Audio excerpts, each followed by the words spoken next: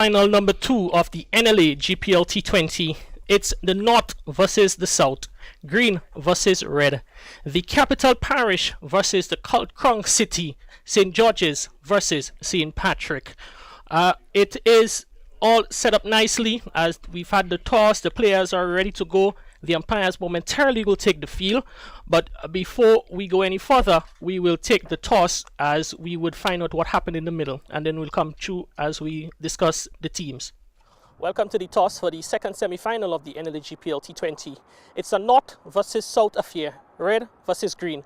We have the captains of today's match here in the middle with us, Cyprian Forsyth, the home captain from St. George's, and Imon Alexander, the captain for St. Patrick's. Andy Noel, the first vice president match referee, he will now hand the coin over to Forsyth. And he will toss. The call is a tail. And it's a head. Forsyth, St. George's have won the toss. What's the decision? We're going to bat first. We think we can put a decent total on the board and look to defend it. It's a big match, semi-finals. You'd have played each other before. Now, the guys ready for this encounter? Yeah, the guys are pumped at the beginning of the tournament. This is the moment that we were waiting for. So the big weekend is here and we're up for it. All right, last game, you're defeated handsomely by St. David's. Looking to rebound certainly with a better performance today? Yeah, definitely. I think that was our bad game, and the good thing about that game is that we lost when we could have afforded to lose. So we are here now in the semi-final and we're here to execute. Made some changes this game. Any further changes for today? Daryl Cyrus comes in, Emmanuel Stewart, Preston McSween, and Kenneth Demba comes in. All right, so Forsyth, we want to wish you guys all the best for today and the rest of the tournament. Thanks very much. Now we're going to have some words with Imon Alexander. Imon Alexander playing St. George's, no strangers. You guys asked to bowl first. Happy with the decision? Yeah, we are happy. If we won the toss, we would have bowled first. We are looking to bowl them for at least 100. So it's a wonderful opportunity for us. You guys are pumped up, have been on a winning streak of late. The confidence in the team must certainly be high. Yeah, it's high. You know, we have a lot of good players, so we just have to come out here and play hard cricket. Any new inclusions in the squad for today's match compared to the last one? Yeah, Olive is in, Smith and Charles. All right, so Imon Alexander, as you said, you're looking to restrict them to under 100. All the best to St. Patrick in this match and the rest of the tournament. All right, thanks. All right, so just to recap the news from the middle, St. George's, they've won the toss and have decided to bat. All right, so St. George's, they would have won the toss and decided to bat. Hector, your thoughts on that decision? Well, I would have thought they probably would have inserted and maybe chase with the conditions as it is. It's a little bit overcast and stuff and so on, but I guess they would want to put a total on the board and back themselves. They have a potent bowling attack to defend that. Yeah, as we will now look at the team list. St. George's, they're 11 for today. The captain by Cyprian Forsyth, Akeem Alexis, Johan Jeremiah, Emmanuel Stewart, Javed Hazard, Kenneth Demba, Kem Charles, Daryl Cyrus, Preston McSween, Javel St. Paul, and Nicholas Redhead. We see the inclusion of Preston McSween, the Windwards Volcanoes left-arm seamer, his first match in the tournament, and would be looking to add his expertise to the St. George's squad when he comes to bowl, and even his experience in the dressing room during the batting innings. Yeah, Preston, well, that's his first game in the tournament since returning, and I'm sure he's looking forward to the challenge. To be a nice matchup between Devon Smith and himself. Yeah, so we're going to now have a look at the St. Patrick's 11 for today. Of course, Imon Alexander is captain. Alec Athenaeus, Weaver Benjamin, Davis Charles, Denroy Charles, Kieran Charles. So quite a few Charles line up for St. Patrick as always. Dennis George is in there. Marlon Henry, the veteran. John Olive.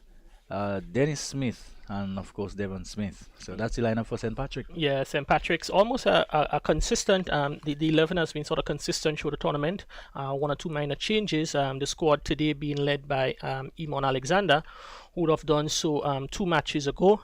But it's a very strong lineup from St. Patrick's, including the likes of Devon and Dennis Smith, Dennis George, Alec Athenaeus, the Dominican all-rounder, is in the mix for St. Patrick's, Kenroy Charles, Denroy Charles, and Marlon Henry. So certainly a very quality lineup.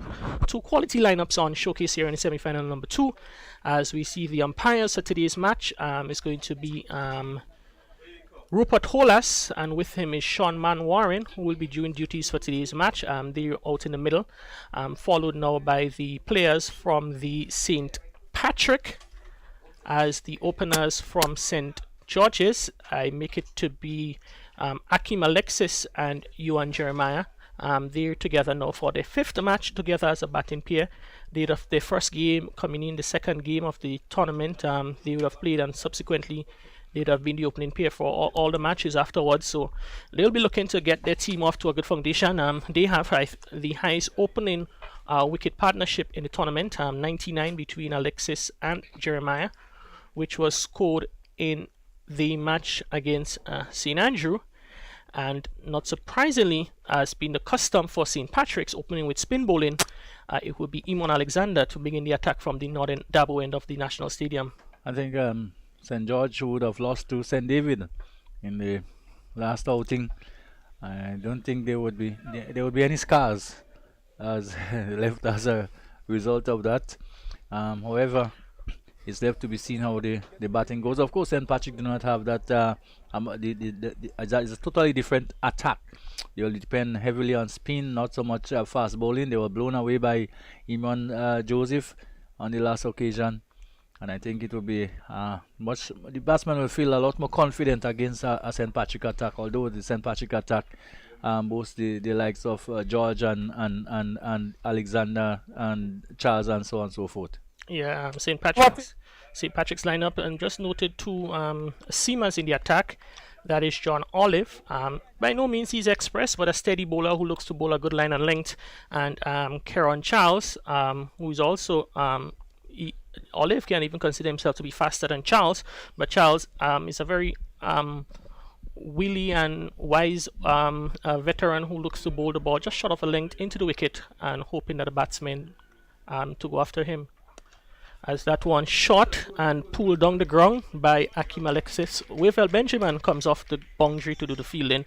So St. George's, they're up and running. They won without loss after the first delivery. Yeah, and Imon Alexander, very uncharacteristic for him to be, bowling that loosely, but wasn't really capitalized on fully by Akim Alexis. Delivery short and probably just looking to find a line and a good length. Yeah, his left hand wrist is heavily strapped, and another short delivery pulled over the leg side. The fielder at mid wicket comes around to do the fielding. So Jeremiah is off the mark, and certainly not the best of stats so far from Alexander. His first 2 deliveries on the shorter side. Yeah, very much so, and probably just get the feeling that he would have gotten away from one, if not both of them so far.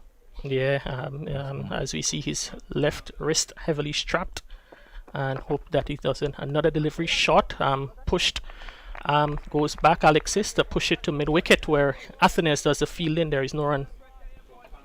Yeah, maybe.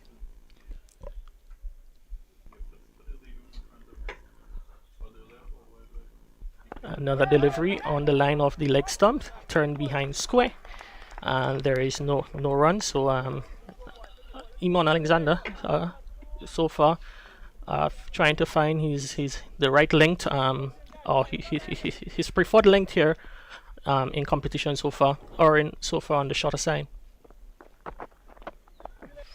This time Alexis goes back and plays it well, guides it down to third man where Dennis George does the fielding. So 2 runs to Alexis. He moves to 3, and St. George is here 4 without loss. Yes, and again a delivery short this time, giving him some room outside the off stump, and Alexis played a pretty decent little shot, just dabbing it away behind point on the offside, and picked up 2. So Alexander not yet settled in his lines and his length.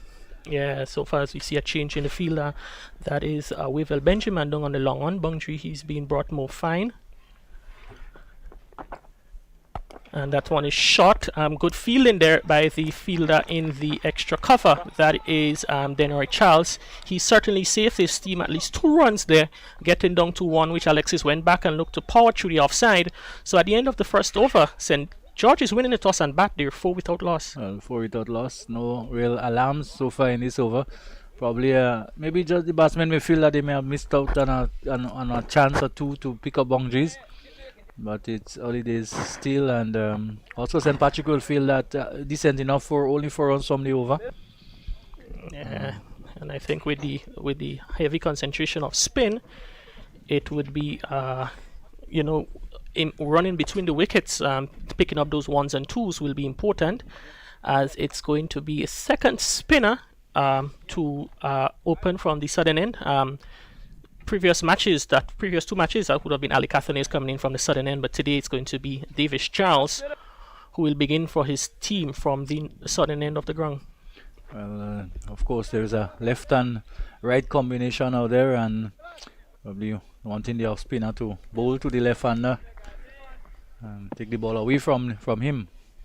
Yes, the 2 fielders out of the circle inside the 6 overs is long off, and Jeremiah looking to drive towards the offside and maybe got off the inner portion of the bat back to the bowler. So the 2 fielders outside the circle is long on, and a fielder down on the deep, is that mid wicket or sweeper on the leg side, and the rest of the fielders are inside the circle. So, as you like to say, pace of the ball from the start. And not very often you see 2 spinners operating in tandem in the power overs.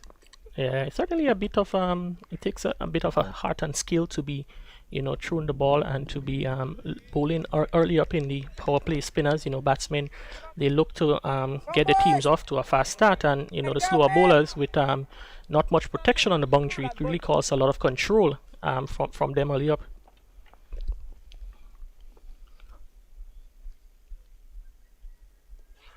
This one, Jeremiah goes back and guides down to third man. Again, that is Dennis George. He has to do the fielding.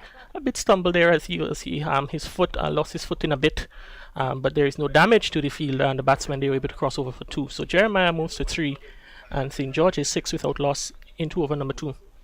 Yeah, and so far pretty decent over. A good line. Seem to be looking to just squeeze the batsman a bit by bowling close to the line, just between middle and leg stump. And Jeremiah looking to hit that one over the onside. The ball probably we'll wait to the replay to see if he may have gotten an edge onto it, but there was certainly some excitement there from the wicketkeeper Dennis Smith. As we see that one probably pitch outside the line of the leg stump and hit the batsman high up on the leg and also onto his helmet. So the end of a very good over there from Davis Charles, one which conceded 2 runs, and after 2 overs, St. George is batting first. They're 6 without loss. Well, this is what the situation as is now. The overcast and light drizzle, even as we speak, probably is what makes the St. George's decision to bat first even more baffling. You would want to. It's very difficult now to determine if you're going to play for the weather, what might be a winning score, or how quickly you may have to go. St. Patrick, on the other hand, will know exactly what they have to chase whenever that time comes. As you see, the conditions a bit gotten a little darker, as you would have alluded, a little light sprinkle across the ground, and it's going to be Eamon Alexander to continue. He's so far in the tournament. He's bowled well for his team. I think he picked up 4 or so wickets the last game against St. John, and this time Alexis can't pierce the offside field. So we now have 2 fielders in the cover position. We have Marlon Henry in extra cover and Denroy Charles in a normal cover position. And this time he's able to get through. For previous deliveries he was able to find the fielder, but this time Alexis plays well, beats the fielder between extra cover and cover. 4 good looking runs to Akeem Alexis. Yes, again short and outside, and not far outside the off stump, but Alexis kind of staying on the onside of the ball, backing away a bit and punching it between extra cover and cover. And of course there is no one out there in this power play, and it goes away to the boundary for 4. So Devon Smith just coming down to speak to Eamon, probably just talking a little bit about strategy, about field placing. Yeah, there seems to be no alteration in the field, so he's probably just asking him maybe to bowl the ball a bit fuller instead of the batsman going back, having come forward. And this time the batsman does go back, but This time the ball is on the line of the body. He's not able to work the ball into the onside to pick up a single. So it's all about, the right length and the line to be bowling early on here in the power play. Akim Alexis advances down the wicket. They come through for a single. Bit of miscommunication there. The fielder shot fine leg. He was a bit late getting onto it, and after a little bit of miscommunication, the batsmen, they were able to get through for the single. So Akim Alexis moves on by 1, and St. George is 11 without loss. It would have been interesting if the bowler would have gotten back over the top of the stump, but there is Alexander really in a bad position to receive the return. Maybe if he were back, probably there would have been a chance for a run out. Yeah, as the ball crossed the stumps, the batsman, he was nowhere close to getting home. So Patrick's might think that's a missed opportunity. As Jeremiah goes back and plays towards the fielder in the mid-wicket position, can beat Marlon Henry in that position. So certainly a tidy start so far from St. Patrick's. And Jeremiah came inside of it and sort of just scooped it over the fielder there at square leg. Probably if he was back on the edge of the circle, might have been in a position to take that catch. But Dennis George, who was a few feet inside of the 30-yard circle, the ball ballooned over his head and goes into the boundary for 4. Jeremiah's first boundary, and St. George's, they are 15 without loss. Well, it would have had to take a much taller man to get close to that. The delivery just went over George, who was just a little bit inside the 30-yard circle, and went away for 4. So these are the chances you have to take at certain point in order to pick up runs. It's the power play, and of course most of the fielders are tight inside the circle. Yeah, it's the end of the third over. One which went for 9, included 2 boundaries, 1 each to the opening batsman from St. George's. So 15 without loss from 3 overs, going at just 5 runs and over. Jeremiah is on 7 of 9, and Akim Alexis is 8 of 9. You get a feeling that probably George may have just drifted a little bit too far inside. Should have been more towards the edge of the circle. Yeah, especially with 2 fielders inside the circle in the early stage, he probably look to as a big appeal there from Smith behind the stumps for the stumping. Akim Alexis looks like his feet was remain grounded behind the crease, but one which was thrown up a bit wider by Charles. Alexis, his feet was out of the crease, but seems that he was able to just get back in time. Well, it's easy to see where his feet is. Of course, he has the traditional or is this orange boot? Yeah, I think it's almost on the boundary of orange. Quite bright footwear there from the opener from St. George's, and very good glove work at the same time from Dennis Smith behind the wicket. Well, Dennis has always been a slick keeper, looking to maximize every chance, and very quick hands that he has. Yeah, Davis Charles about to bowl the second of the over as we hear the chatters coming through the stumps mic. Smith certainly, and Akim Alexis, he plays that one. The fielder coming off the boundary on the cover does the fielding. I make that to be Denroy Charles. A very good catch there from Denroy Charles. Akim Alexis looking to go over mid-wicket, only successful in hitting it straight down the throat of the fielder at mid-wicket. So Akim Alexis goes. St. George's lose their first wicket. Akim Alexis for 8. St. George's 15 for 1 in over number 4. Well, not uncharacteristic for Akim Alexis to be looking to go over the top. But this time he's been the one who's played the anchor role, who has pushed it around a little bit. And this time maybe not getting to the pitch and the ball coming into him, just tugging it away.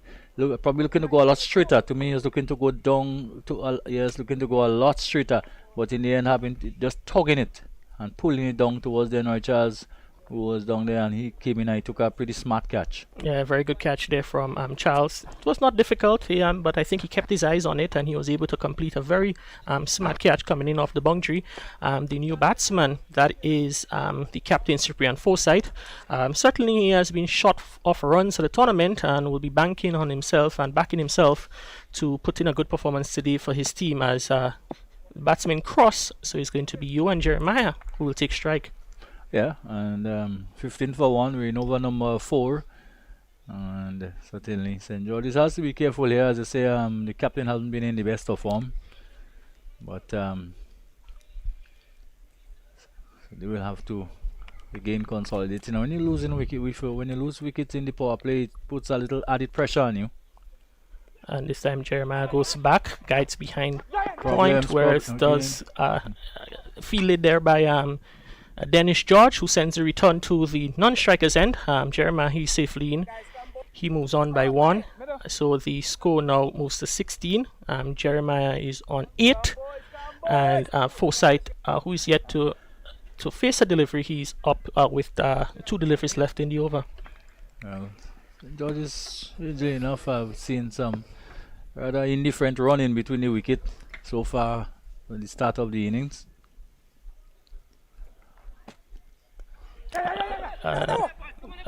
Forsyth pushed that one to the offside, calling Jeremiah for a single. Jeremiah responded saying no, stay your ground. That is Kieran Charles in the covers doing the fielding.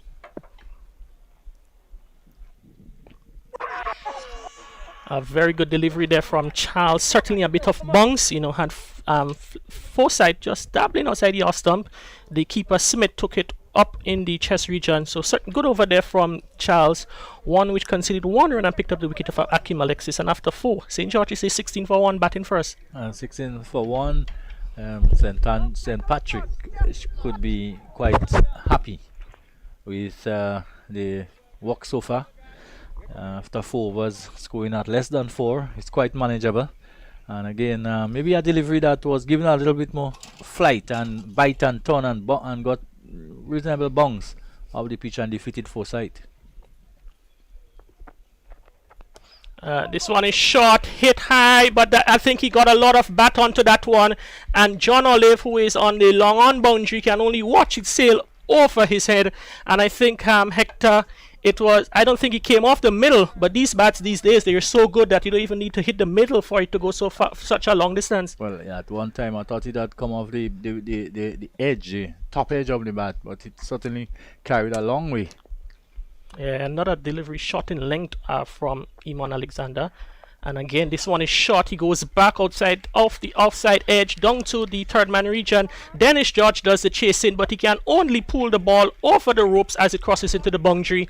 So Iman Alexander erring on the shorter side, and he's been made to pay here in his third over. Yes, indeed, and a good shot. The ball was short. He was outside the off stump. He didn't look to hit it too hard. He just opened the face of the bat and guided it down towards third man, Vic and third man, and it went away for 4. Yeah, very well played. I think he was well in control. I think we could safely say it was really a edge on this occasion, opening the face of the bat. Yeah, I think Dennis George certainly has put in a lot of running in the field so far. We've seen in the previous overs he had to do a few chasing, and now he's been switched from the backward point position. Now he's in extra cover, and the backward point position is now being covered by Alec Athenes. So maybe just it was a badly line delivery. As I said, Iman Alexander has been short on a number of occasions. This time another short delivery. This time hits firmly to Athenes at the backward point position. There is no run. We're just looking to hit it too hard on this occasion. Yeah. The finesse of the previous delivery, which he just opened the face of the bat and played down towards third man. Yeah, either side of the fielder there, he could have been in for some runs. 26 for 1. Yeah, Iman Alexander certainly bounced back well after the first 2 deliveries going for 10. Followed it up with 3 dot deliveries and would be looking to finish strong in his third over. Pushed down the ground by Jeremiah. They're thinking of the opportunity to come back for a second, and slight a bobble there on the boundary by John Olive allows the batsman to come back for 2. So the 5th over completed, one which conceded 12 runs after 5. St. George's batting first after winning the toss. They're 28 for 1. Yeah, well, it was a good shot. A delivery, it was struck almost gun barrel straight down the ground, and both fieldmen converged, but it was Olive who got there first, coming around from the long on area, and having to knock it back in, and the process the batsman getting 2. It was a good over for St. George. That takes them on to 28 for 1. And of course, we're in over number 6, about to start. It's going to be Davis Charles who will be bowling his 3. So far unchanged in the power play, the 2 opening bowlers from St. Patrick's. As Forsyth gets behind that one and pushes it on to the offside, where Athens in the extra cover position does the fielding.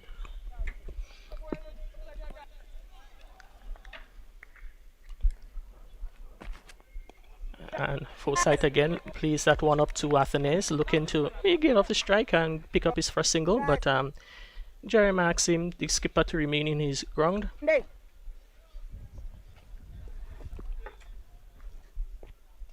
This time Forsyth, that one much closer to him, gets back, open the face, and Dennis George again has some chasing to do, and again the ball defeats George into the boundary for 4. So 4 good looking runs from Forsyth, and that would certainly do his confidence a world of good. Yes, and just too much width there for Forsyth by the off spinner, and the ball not really turning or coming back into him, and Forsyth had enough time to just guide it past between the slip and the backward point, and it raced away to the boundary for 4. Yeah, as you see a change in the boundary now. Smith, he pushes himself back to the short third man position to sort of close up that, cut down that gap that is available to the batsman. And Dennis George will be wondering, why the ball keep following me? He's in that position. That time Forsyth gets inside the wicket, works it onto the onside and picks up a single. So he moves on to 5, and at the end of the power play, St. George's, they 33 for 1. Well, 33 for 1, they can feel not quite the end yet, but yes, but at 33 for 1, St. George's may feel that they're consolidating things after losing the wicket at 15, and this too will need to go on for much longer. Yeah, actually it seems that we have one more ball in the power play, so I was a bit excited to call the over to an end, and this one is a dot delivery played back to the bowler who does the fielding. So it is 33 for 1 at the end of 6 overs. Yeah, at the end of 6, as you said, 33 for 1, and still no real sunshine. Sun seemed to be obscured behind the clouds. I think the fielders will be feeling, the players out there will be feeling quite comfortable, not having the hot sun beating down on them. It's been pretty hot over the last couple of days, and certainly they would feel rather comfortably out there. Yes, it's going to be Eamon Alexander. He will bowl his 4 on the trot. So far 3 for none for 25. Not his best performance, a bit on the expensive side, going at 8.33. Has been a bit on the shorter side, conceded 3 fours and 1 6. And he'll be looking to finish off his spell with a much better over than he would have contributed prior. Doesn't look too comfortable to me, Eamon Alexander. I don't know if he's nursing some kind of injury. Yeah, I think noticed. And the ball is signaled wide there. Big appeal from Smith. Ball is signaled wide by umpire Holas in response. Probably may have came off the pants, as been alluded to by Dennis Smith. Not happy with the decision. And again, umpire Holas reaffirms that it's a wide. All keepers will like you to believe that the ball brush something when it goes down the leg side, as a form of distraction, just to distract the umpire. Yeah, as we see the replay, though, I think it was a good decision by the umpire, because you could have certainly seen a bit of daylight between the ball and the body of the batsman. So, the umpires, you normally say we put our players being put under pressure, but the players certainly look to put the umpires under pressure in the middle. Indeed. So. Psychological thing, try to take it off the minds of the umpire. Say, oh, well, he got a little something on it. Yeah. But I think umpires now have grown accustomed to that type of appeals. And this one is worked onto the onside. Fielders close in, and it's a wayward throw. Allows the batsman to cross for 1. So a bit powerful throw there. I think that's Davis Charles in the short fine leg position. The Eamon Alexander is not able to collect cleanly on the non-striker's end, and the ball goes down to the long on position where John Olive does the fielding. And probably for a second occasion, Eamon Alexander isn't quite well. He probably couldn't have gotten over the stump. The throw came in quickly, and there was no need for it, because the batsman really was never in danger at any point. Yeah, and I think Opportunity now where which brings Jeremiah onto strike.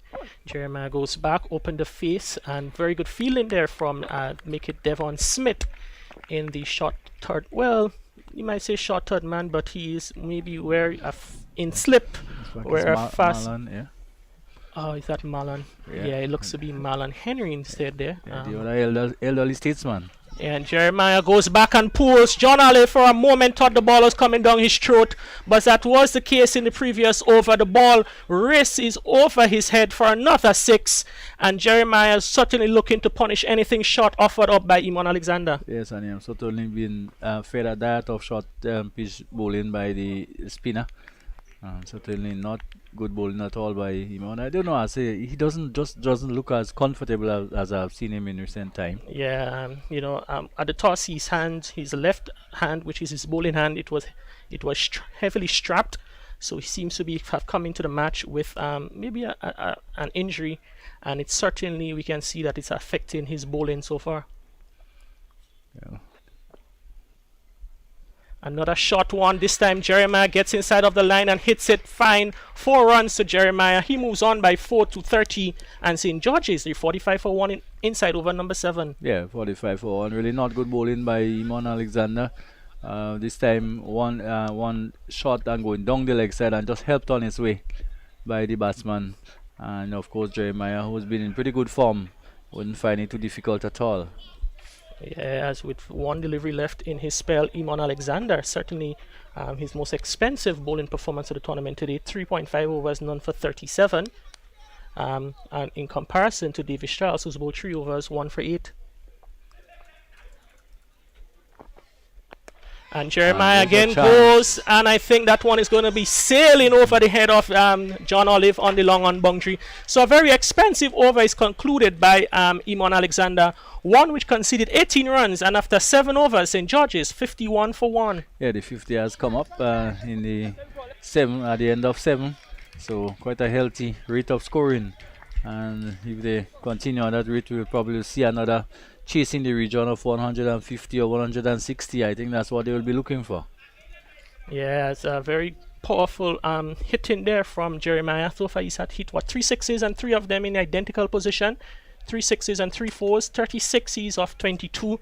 And Teddy Bishop would have gotten a big score today to go at the top of the list. Jeremiah, who came into this round of matches, leading the table by 2 runs, will be looking to put some pressure on Teddy Bishop. But so far, he's a long way ahead. And for the sake of St. George's, they hope he can remain out there for a long time to come. And this time gets an inside edge to Iman Alexander, and Forsyth and Jeremiah, the crossover for a single.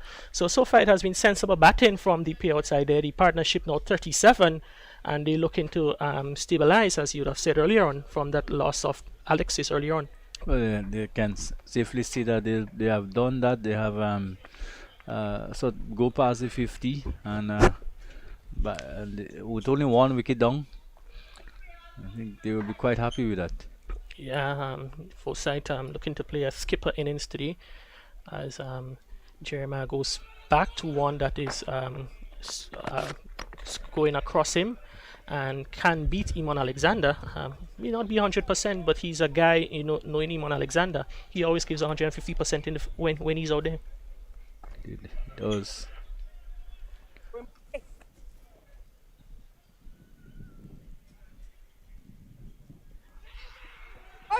The ball, that one pitch outside the line of the leg stump. Appeal there from the fielders, as Jeremiah was looking to play that one fine. Wasn't able to connect, but I think as we see, might see the replay, I think it made a pitch outside the leg stump, which should negate the opportunity for dismissal, as Jeremiah gets inside of that one as he was trying a couple deliveries ago, and he hits that one well for 6. And Hector, the youngster, has certainly been looking to punish it, anything short offered by the bowlers from St. Patrick. Well, he has been offered that by bowlers who really lack of pace. In fact, the spinner now bowling going way too short, and that's easy for Jeremiah. As I said, he's been in good form, so he should be able to put that away quite easily, and he's done that. Yeah, as Jeremiah, he races on to 42 of 25, 3 fours and 4 sixes. St. George's, they're 58 for 1, going at just over 7.5 runs and over.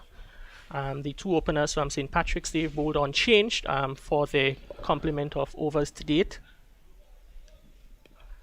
And Jeremiah looking for a single, wisely denied there by his skipper Forsyth. 7 runs so far scored off the over, and it's been a solid start from the St. George's batsmen.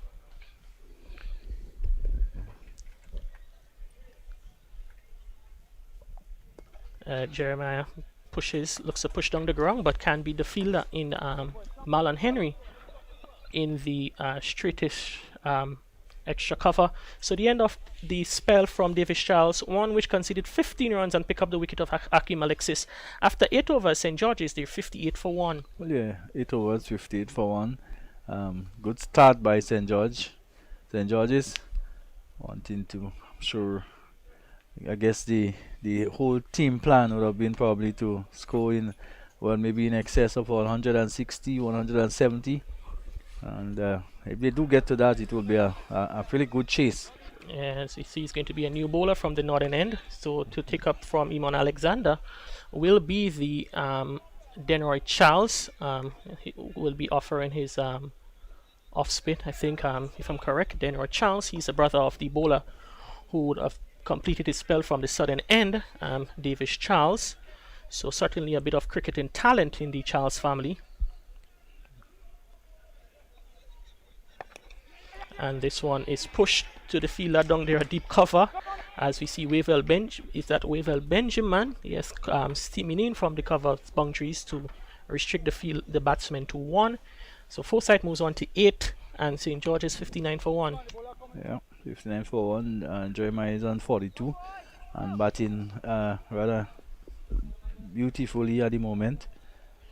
And as I say, it will be mainly spin from here on, because that's what St. Patrick really, the entire attack is based on the slow bowling. Yeah, still to come in the leading wicket taker in the tournament, Dennis George, slow left arm orthodox bowler, and also they have option of Alec Athenes, who would have opened the bowling in the two previous matches, as that one is guided down to third man for Jeremiah. He moves on to 43. And the seaming options, suddenly a lot of bowling options for St. Patrick's. The skipper, he has John Olive, and he can still call on Kieran Giles. So certainly a lot of bowling options for St. Patrick's in this unit. Yeah, they wouldn't want it to run away from them. They would want to keep it tight. And so far, one thing to say is that Forsyth has been rather restrained since he come in. You know, he's one who likes to get button ball. Yeah, I think Forsyth, as you see, gets back and plays that one down to third man, and they cross over for 2. You know, we spoke in the week, and you know, he admitted that, you know, he hasn't scored the volume or runs that he'd have wanted for his team, but he said today, you know, he wants to come out there and you know, play a leading role and look to anchor the innings. He's batted at number 3 today. Previous match he did bat number 3, and so far we can see his intention is looking to occupy the crease. And you know, as the old saying goes, you know how we can score runs if you're in the middle. Indeed, you can score it in front of the pavilion. That's right. The only people who can score from the pavilion are competent scorers. Zia Noel with us up here in the commentary booth, and Anisha Kado, who is downstairs, the official scorer for this match. So that's the only people who scores in the stands. Yeah, and they score more runs than any batsman in the world. Yeah, I think Zia probably has scored the most runs in the tournament. As that one is clipped off the legs of Forsyth, Kieran Charles comes off the boundary to do the fielding. Just giving our dear friend Zia a little bit of ribbon here in the commentary box. She's quite competent scorer, and it's certainly good when you can have those females showing an interest in aspects of the game, not only playing, but they are here in the commentary box helping towards the operation and execution of the tournament. As the 9th over comes to an end, Cyprian Forsyth is 11, Johan Jeremiah is on 43, and St. George is 63 for 1. Yeah, so 7-9, 63. So it's bang on 7 for over. So if they continue scoring at that rate, they will score what, 140. Yeah, I think with that partnership, they've had that's foundation that has been laid. 63 for 1. We can see 17 10 overs. They'll be probably looking to double that and maybe even more. Maybe 150. Because you still have some quality left in the batting lineup. The likes of Emmanuel Stewart is yet to come. Kenneth Demba and Nicholas Kenneth Demba, Javid Hazard, who has been among the leading runs in the tournament. You have Preston McSween, Daryl Cyrus, Javel St. Paul, who can use the long handle when required. But it's all about laying a foundation that they can set a competitive total. As we see, it's going to be a new bowler from the southern end. It is going to be Kieran Charles, the seamer from St. Patrick's.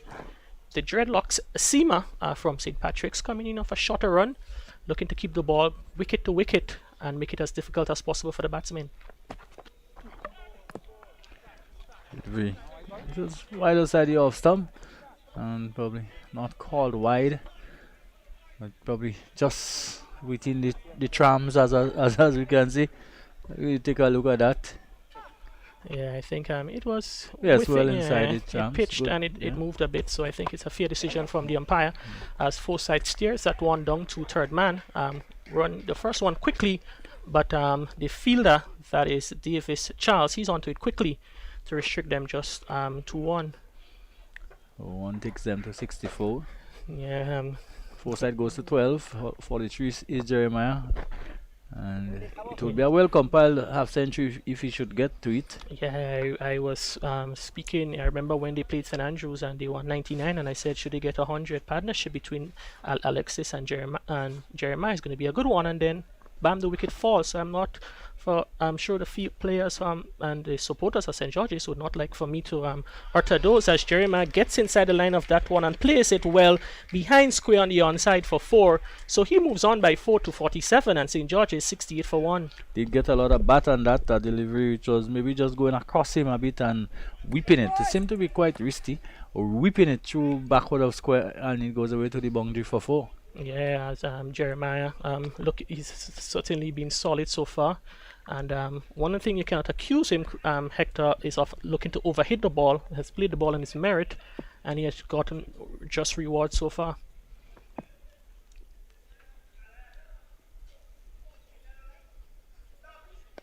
And this time Jeremiah hits that one over mid-wicket. One bounce into the boundary for 4. We wait for the signal from the umpire, and it is 4, and it's a well-deserved half century from Jeremiah. 52 Jeremiah, 51 runs of 30 balls, 35 minutes, 5 fours and 4 sixes. And the young left-hander from St Andrew, who represents St George's, has certainly been in control of proceedings. Yeah, and really hitting the ball in good areas, really too. Almost playing balls on his merit. It's not like he's just throwing the bat at the ball. As Charles changes his line of angle, looking to get that one angling into Jeremiah, probably looking to guide it maybe to third man, and the ball was too close to him. He was not able to get any maybe major connection onto it. As we see, he was kicking the ball away from the stumps, not wanting the ball to ricochet there. But Charles will be looking to bowl a much fuller line and not provide the sort of length that Jeremiah would want, as he goes over extra cover with this one off the leading edge, and over which conceded 10 runs. And after the midway stage, St George's is 73 for 1. Yeah, 73 for 1, and Charles almost with that innocuous type of bowling almost tempted Jeremiah into doing something rash and just getting it over the head of the extra cover fieldsman and away to the boundary, away to the fielder down on the boundary, and he got away. So 73 for 1. St George will be quite happy with the start they have had so far in this the first power play, and they will see how far they can take it, because I assume they will want to maybe go up to at least 170 or 180 if possible. Yeah, it's going to get some batting from here on out, and this foundation has certainly been set for that. As we see, it's going to be Denroy Charles who will continue into the attack, and Crony, as you come into the box, we saw a similar situation in the first match where the more experienced bowler, he was introduced into the bowling quite late, and so far 11 overs, well, the 11th over is started, and we're yet to see the inclusion of Dennis Sawyer George. Yeah, we've seen a repeat of what happened this morning. As big appeal there from Denroy Charles, a bit rushing the batsman, but from our vantage point, looks like it may have just carried on down the leg side. Yeah, good decision. I probably would have missed leg stump. He was on the back foot there, and that ball just seemed to rush into the pad. Probably faster delivery as we went back there. Yeah, good decision. But you're right, Kerry, in terms of the top bowlers. We didn't see Lewis this morning until the 13th over. Yes, Forsyth played that one down to the fielder, who is the man we've been talking about, Dennis Sawyer George. Quite distinguished in the field with the broad brim white cap. Comes off the long on boundary to do the fielding, and Forsyth moves on by one. So far, Crony, Forsyth looks to be playing a bit more a focus inning and looking to just look to rotate the strike. Yeah, certainly his intention there is to make sure that he's bats a long time in the wicket, not taking any chances. Just seem to be pushing it around, and certainly it would be important there for him to stay with Jeremiah, who is doing well.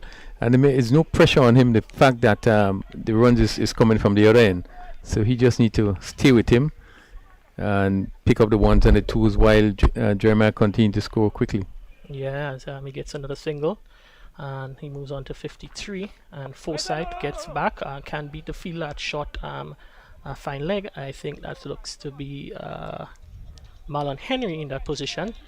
So no runs. So St. Patrick's certainly looking to break that partnership and pick up a few wickets. So far, St. George's, they have played well. A short delivery from Charles. Forsyth goes back and cuts well. That's 4 good-looking runs to the captain from St. George's. Yeah, good shot. Short delivery outside the off. Some quicker one bowled by Charles. Forsyth was on top of it and hit it down to a vacant backward point, and it went down to the boundary for 4. Good shot, and that will give him some confidence. His score goes up to 17. It's 80 for 1. We're still in the 11th over, and certainly a good start by St. George's. Yeah, very positive start.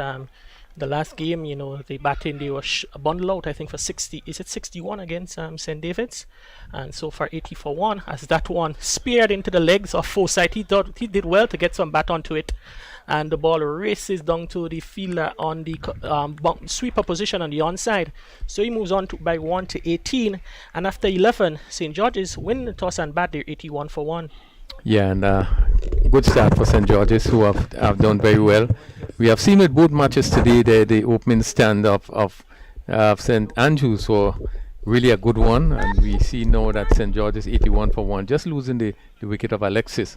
But really they are setting the platform to really pick up to move up from there. And certainly they would be looking in the region of, I would think, nothing less than 160. Yeah, the St. George's team, they're in good position here inside the National Stadium, and the hills overlooking the stadium. Those young stars are certainly in a good position, looking to take advantage of the Easter conditions. We know Good Friday is just a week away, Easter kite flying season. And Crony, those sites would certainly turn back the clock and the memories for you to when you was a youngster enjoying the festivities associated with the Easter period. But yeah, certainly it is a period that we all look forward to assembly one area, and to have different kite, different sizes. Forsyth looks to hit down the ground, doesn't time it well, and the fielder coming off the boundary, he's not able to get to it, but he's able to field the ball to restrict them to 1, and Forsyth is currently 19 and 82 for 1. And as you said, Crony, Easter, years ago, all young boys now they're outside under the trees. They're looking for. Were you one of those who was scolded by your mother when you probably would have gone for one of the sheep to make kite tails? Well, certainly, I don't think much of us would have get away from that. But I think one of the beauty of this thing is the quality and the type of kite you would see around this time. Yeah, most certainly, and that one is bowled wide. For a moment, the umpire, he probably wanted to signal, maybe he was thinking of signaling wide, but he decides against it. So it's a legitimate delivery there to St. Patrick. And this time, Jeremiah forces that one down to the field on the sweeper position on the offside. He moves on by 1 to 54, and so far we've seen 2 good innings today, Crony. Those 2 youngsters left. Teddy Bishop from St. Andrew, who scored 85, and Johan Jeremiah currently on 54 for his parish. And certainly it's good to see those youngsters come into the party and doing well. Yeah, very encouraging for cricket. That's some of the bright futures we are seeing. As this ball is played down to back with a wide third man. Good work by Henry there as he limited it to 1. But encouraging to see that 2 of our young talents was on show in the game today. What a brilliant inning played by Teddy Bishop. And now we see Johan Jeremiah following up, playing another splendid inning. Yeah, both Teddy Bishop and Johan Jeremiah, they're the leading batsmen in the tournament with 250s apiece, as that one is hit down to on the onside. And again, the man who seems to be wherever he goes, the ball is following him. Dennis George does the fielding. So after 12, St. George's going at 7 runs and over. They're 85 for 1. Yes, and St. Patrick now really would be looking to see where they can get a breakthrough. They would want to stall this partnership, who so far have been doing very well. But Forsyth is on 20 and Jeremiah is on 55. These two really setting the foundation for a big total by St. George's. So one hope that they will continue for quite a while and give St. George's the kind of score that they would feel so confident to defend. Yeah, as we see the batsmen getting a much deserved refreshment break. The partnership between the PF Jeremiah and Forsyth is currently on 70. Forsyth is 20, Jeremiah is 55. Going to see the introduction of Dennis George into the attack. He's now being banked on. I certainly would be bowling out from this stage from the northern end, and St. Patrick's will be looking to bank on him with his experience and his variations to help to curtail the scoring of St. George's. And he's always a man for a crisis and a man for the big moment, and he can never count out Dennis George in any form of cricket here in Grenada. Well, so far, Eamon Alexander has bowled 4 overs, none for 43. This is certainly unlike Alexander. As we just pause for Dennis George first delivery. Yeah, pushed back down the ground as George and Forsyth seem to have gotten into a little tangle. There is no damage done to either bowler or the non-striker batsman. And this time Jeremiah quite nicely dances down the wicket and plays it soft on the onside, and certainly intelligent batting from the youngster. Yeah, he played it soft and just push it in front of him, give him enough time to pick up a single. And just to continue the bowl analysis, Davis Charles 4 overs, no maiden, 15 runs, 1 wicket. Denroy Charles 2 overs for 12 runs. Kieran Charles 2 overs for 14 runs. Dennis George in his first over, 86 for 1, St. George. Dennis George so far has picked up 12 wickets in the tournament, 12 wickets from 5 games. This one is swing down the backward square and goes down to the boundary for 4. Short delivery, and it was given him the right treatment by Forsyth, who went back and pull it down the backward square, and it went down to the boundary for 4. Yeah, George in line there, and Forsyth eyes lit up with that short ball. And so far today, Crony, from what you'd have seen, that the St. George's batsmen, they have punished anything delivered short by the spinners from St. Patrick. Yeah, important that you put away the bad deliveries. When you get it, you have to make full use of it, and that will ease the pressure on you, certainly. And Forsyth took full advantage of that short delivery and hit it down to backward square for 4. And this time Forsyth punches that one off the back foot down to the cover boundary, where Denroy Charles does the fielding. So Forsyth moves on to 25 of 26, including 3 boundaries, and brings to the crease Johan Jeremiah is on 56 of 39. Yeah, good batting by Forsyth. Not looking to be too over aggressive, making use of the bad balls. Yeah. And picking up the singles. As we see another single there off the bat of Jeremiah. So far, 7 runs conceded of 5 deliveries, 1 boundary and 3 singles. And oftentimes we can accuse batsmen in this tournament. As that one came off the edge, is that a drop catch there from Dennis Smith? The bowler certainly seems to think that you'd have gotten some bat onto it, as he's still getting over the the missed opportunity there from the wicketkeeper from St. Patrick's. Forsyth back. Crony, from you think would have gotten some bat Yeah, on that? difficult chance, as he flashed hard, and that's the good thing about it. He flashed hard, and it just came off the outside edge and probably bounced on the pad of Dennis Smith, the keeper, and difficult one. But both Forsyth and Jeremiah so far added some 57 runs. 77. 77 runs. Yeah, 77. And certainly doing a good job for St. George's, 92 for 1, with Jeremiah 57 and Forsyth on 25. Yeah, very good partnership between the pair, coming in when the score was 15 for 1, and Forsyth, as we would have said, been short of the runs through the tournament, and so far he's gotten a start 25 of 27, but I think for himself and for the sake of his team, he will be hoping that he can make that start count. Yes, it's important that this pair bat as deep as possible to come. We have Emmanuel Stewart and followed by Kem Child, Nick Redhead, so not too much a long batting lineup. Well, I think so they would have to. Nick Redhead probably name would be a bit higher, maybe about 5 or 6 yeah. positions higher, but you still have the likes of Ken Charles, Hazard, who has been one of the top 5 leading run scorers in the tournament, Darrell Cyrus, Preston McSween, Javel St. Paul, who all consider themselves as handy low order batsmen to come. So it's, as you said, it's important that these two guys, they're out in the middle, they're already set, and they will be looking to see if they can continue that partnership for a few overs still to come.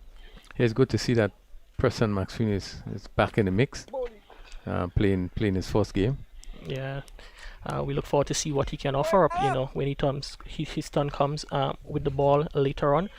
Just returned recently from Antigua, where you'd have played in the best of the best 4-day game, and this one Forsyth looking to swing that one over the onside. He doesn't connect. Ball angling on the leg side, so there is no serious danger danger option in terms of the LBW, but he probably will be thinking it's a missed opportunity. Ball just slightly sliding down the leg side, and this time he gets inside of it a bit, rushed into the shot, probably may want to top up portion of the bat. We see the substitute fielder, that is Devonny Joseph. He's in, does the fielding, so I think Devonny Joseph ins probably means that Iman Alexander, he's off the ground. Yes, it did seem as though he was not 100% well, and certainly I think this is the reason why he bowled his over straight, and his figures. Oh, is that a drop catch there? That one was hit firmly back to Charles. He went diving after it, not able to get hold of it. So one more, another dot ball in the. Yeah, that came off the bat back into the fielder. He's not able to grasp his hands around it, so a missed opportunity there from the St. Patrick's team. Yeah, good effort there by Charles. They hit back really firmly, and the bowler, they're just trying to throw it up a bit. Was not able to get. Yeah, that one time Jeremiah gets inside of the line, hits it fine. Probably may would have come off the leg. We wait for the decision of the umpire. Yes, it's a leg by signal there by the umpire. So a good over for St. Patrick. One which conceded just 3 runs, and after 14, St. George's did 95 for 1. Yes, a good start by St. George's, and they certainly will want to continue to put the pressure on St. Patrick's.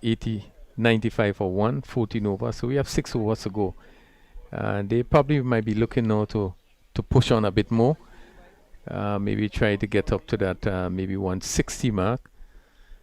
But Jeremiah both batsmen are set, and therefore we just expect them to be a little bit more explosive in the next few overs. Yeah, as we see Dennis George, his first over conceding 7 runs. He's into his second, and a guy who normally backs himself will be looking to make the breakthrough for his parish. The partnership 80 between Forsyth and Jeremiah. And Johan Jeremiah swings that one. The fielder is settling there. But good effort from the fielder, that is Denroy Charles, on the boundary. Certainly saved 4 runs. The batsman, they crossed for 2, but that one was over his head when he was able to tap it back into play. And good effort there from Denroy Charles. 2 more runs to Johan Jeremiah. He moves to 60, and St. George's, they won 97 for 1 in over number 15. Yeah, tremendous work there by Charles. As we look at him here, go right up and being able to hold that ball and throw it inside. Really, you know, he saved 6 runs there, and the batsman was able to run 2. But this is sort of feeling that we see internationally in the IPL and the T20 games around the world. Yeah, Denroy Charles is one of those players that backs himself. Quite athletic and agile mover in the field, and he will be feeling good. Probably may have thought that he could have gotten it maybe closer to the other fielder they're supporting, but certainly a good effort from Denroy Charles in saving 4 runs for St. Patrick's. 98 for 1. As the batsman played softly there by Forsyth on the offside, and again we see good running between the pair of Forsyth and Jeremiah. And he's doing the right thing in that he taking up all the pace and just drop it in front of him. So the backward point fielder had no chance as he got you for another quick single. Yeah, Dennis George comes into bowl to Jeremiah, who advances down the wicket and hits from down the ground. 4 good looking runs to Jeremiah, and a shot that is deserving to bring up the 100 for St. George's. 103 for 1 in over number 15. 100 runs of 89 balls, 10 fours, 4 sixes. Jeremiah is 65. With him is Forsyth on 27. Very good use of the feet there, and even though you looked as though you were looking to hit it more mid-on, but as the ball dropped and just seemed to be turning away, he get it to mid-off, and it went down to the boundary for 4. But good use of the feet. Yeah, Jeremiah got cut down, advanced well, and certainly it's always a good sight when you see batsmen can back themselves full of confidence, advance down the wicket, and to throw the bowler off the line.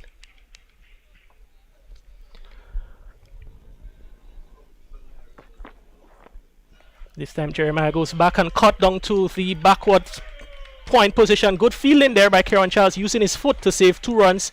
So 2 more runs to Jeremiah. He moves to 67, and St. George's, they're 105 for 1. Yeah, good shot. Give himself room and really cut it down to backward point. But good work by Charles on the boundary, having to run quickly to his right and just using his feet there just to stop it just before it crossed the boundary rope. Yeah, Dennis George being put under a bit of pressure by the pair in the middle. As Jeremiah, he tugs that one over, and it's an easy catch there from Denroy Charles. He's not able to time it or middle it as much as he would like. Denroy Charles, who was there in mid-wicket, saved a 6 in the first ball of the over, is able to complete the catch. Jeremiah goes for 67, and it's a 2nd wicket down for St. George's. They're 105 for 2 after 15. Yeah, looking to again declare that mid-wicket fielder there as he took it from outside the off stump. Was only able to hit it down to the fielder at mid-wicket, where Charles took a very easy catch. But again, favouring that leg side and trying to take that ball, and that ball spinning away from him, trying to take it to hit it down to mid-wicket. Really probably would have been advised to maybe try to hit straighter, or give himself room and hit through the offside, over cover. Yeah, as he brings to the crease now Emmanuel Stewart, the wicketkeeper batsman from Karakou, representing St. George's in this tournament. He strides to the middle. Good effort there from Johan Jeremiah. 67, 6 fours and 4 sixes. Scored at a strike rate of 139. Would be pleased with his effort. Probably disappointed in the manner he got out, but he certainly laid the foundation for his team to build a competitive total here in the 2nd semi-final. Yeah, good stand by this pair. Stand up for some 88 runs. Really certainly would still put St. George in a good position. There's 5 overs to go. Just 2 wickets down. So the advent of Emmanuel Stewart. It's really interesting to see the approach now of Captain Cyprian Forsyth.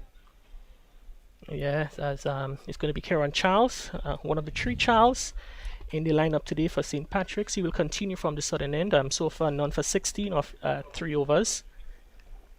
Still 5 overs to go. So Charles have 1, Dennis George have 2, And it's yet to be seen who would bowl the next one.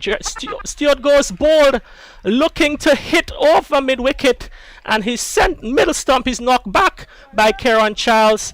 Stewart goes without scoring, and St. George's, they've lost a third wicket, 105 for 3 in over number 16. Yeah, rather irresponsible shot there. First delivery, again pitched up, and he looking to hit across, strictly hit it somewhere down to long on, somewhere wrong, wide long on, missed, and was bowled middle stump. As we look at him with this first delivery, and hitting right across that delivery. Yeah, I think and certainly is a poor shot. Yeah, he started on maybe the leg stump and got outside the off stump and then got back in line, and then the ball was able to pass between the bat and the pad and rock back the middle stump. So good 2 deliveries there from St. Patrick. They're able to strike back in the match, and after 105 for 1, do you know 105 for 3? Yeah, the important wicket of Emmanuel Stewart. Not having chance to even look at the bowler. But firstly, we just looking to hit somewhere out of the ground.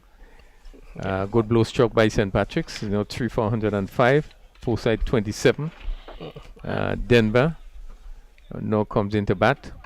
Yeah, Kenneth Denver, the off-spinning all-rounder from St. Vincent, Winner Island Volcano player. He's in the middle. The game against St. Mark, he played important inning to help his team. They were in a spot of about 31 for 4, chasing 107, and with a partnership with Javid Hazard, they were able to rescue their team from that position and bring them to victory. Yeah, he played well. I think he got 30 odd not out in that match. I think he was dismissed. Actually, I think he was dismissed maybe a 2 run short of the victory total, as he pushes that one to the fielder shot mid-wicket.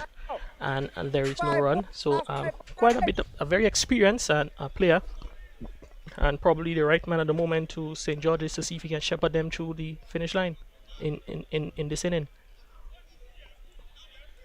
That one badly lined delivery there from Charles with the fielder in at short fine leg. All Demba had to do was just get some bat on it, and he got a lot of it and ran fine into the boundary for 4. So Demba is off the mark, he's 4. St. George's 109 for 3. Yeah, offline there, down the leg side full, and as you said, Denver just had to get a bat on it, and it went down to a long leg position for 4. You could see that Charles just apologizing, knowing that he really would have bowled this one offline. Yeah, Charles continues. This time Denver looks to push down the ground again. Marlon Henry is there in the mid-wicket position. He denies the opportunity for scoring any run. So still 4 overs left after this one. 4.2 overs left. St. George's probably be looking to see if they can get up maybe to 150, 160 as Denver turns on the onside. Wayward throw there from Devonnie Joseph to the non-striker's end. The fielder doing the backing up on the mid long on boundary. He does well to restrict the opportunity for an overthrow. Yeah, bad throw by Devani. They're throwing that ball way down to long off. The fielder coming off the boundary, just to stop that overthrow. Kieran Charles, the final ball in his spell, 1 for 21 so far, as Forsyth takes strike.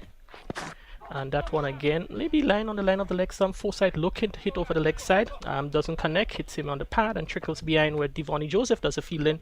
So it's the end of the spell for Kieran Charles, one which went for just 5 1/4 run and over. And in the context of the match, will be certainly a good spell from Kieran Charles, 1 from 21 from 4.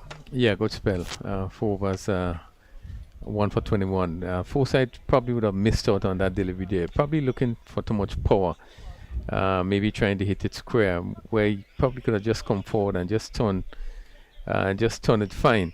And that vacant position in long leg probably could have picked up the boundary. Yeah, as we see, it's going to be the start of over number 17, to be bowled by Dennis George. 1 for 17 of his 2 overs. He's responsible for the wicket of Johan Jeremiah, caught well by Denroy Charles for 67. He'll be bowling to Demba from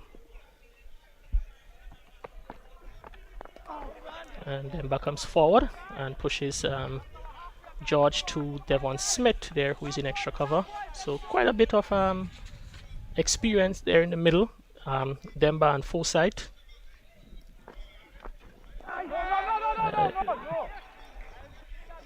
Yeah, very good flight by Dennis George. Demba just coming forward, push it on the offside. Dennis George picking up so far the most wickets in the tournament, 12. Yeah, he now moves on to 13 with the wicket today. Of the first 5 games. Yeah, picking up another one today. This time Demba goes back and cuts straight to the fielder at short third man, and there is no run. So George has been able to string a few 3 consecutive dot deliveries together, and he's one who likes to keep it tight. Uncharacteristically, his first 2 overs went for 17, and will be looking to pull back his own economy rate here on out. Again, played to Devon Smith, so 4 consecutive dot deliveries. Yeah, good line by Dennis George. Certainly know they would look to put some pressure on the St. George's batsmen. Oh, that one is hit firmly down the ground. Dennis George can't get wrong to it, and the fielder they approach it, 2 of them and long on and long off. It bisects them and 4 runs to Demba. He moves on to 9, and St. George is 114 for 5. Yeah, good shot by Demba. He hit this one straight back. Dennis George would be a bit disappointed not to stop it. You could see him as he went down to stop that ball. A little bit of a disappointment. And it went straight back, beating the mid-off, the long off and long on fielder, and went down to the boundary for 4. Yeah, they would say Crony that was gun barrel straight. Was certainly going to take an effort for the 2 fielders who were a bit wide to come to stop it. And Dennis George, certainly he places a high level of professionalism on his game. Will be disappointed that he's not able to stop that ball from beating him. Yeah, you're right. One of the better fielders on the St. Patrick's team. So again, Demba places a shot on the offside, looking for a single, sent back by Forsyth. So at the end of 17, with 3 overs to go, St. George's is 114 for 3. Yeah, and the end of the 3rd over, Dennis George 3 overs, no mean 21 runs, 1 wicket.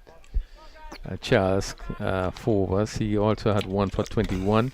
And by Dennis George standard, 3 overs, 21, still a little bit on the expensive side. Yeah, I think so far in the tournament he has been under just about 4 runs and over. And to go in for 7 in this match, take into consideration that his first 2 overs went for 17 runs, 8.5. He's been able to pull it back slightly, as you see a change of bowling from the southern end. It is going to be John Olive who is coming on for the first time with 3 overs to go. So while the veteran there, John Olive, would have played, former national player, would have played for Grenada senior team, would have also played for the youth teams at the under 19s and under 15 level. So it's certainly a bowler with a lot of experience that the captain can turn to at this stage. Yeah, and I think both batsmen probably would relish a fast medium piece are coming on now, having to bat against spins. For 17 overs, I think most of it have been spin bowling. Yeah, minus 2 overs from 4 overs from Kieran Charles, so 13 of the 17 has been spin. And Forsyth hits that one firmly down the ground for a single. And as you said, they will be relishing the opportunity to come up against Asima. We can assume that the final over from this end here, and closest to us, the northern end of the ground, will be bowled by Dennis George. So Olive has an opportunity of bowling a maximum of 2 overs to finish the inning.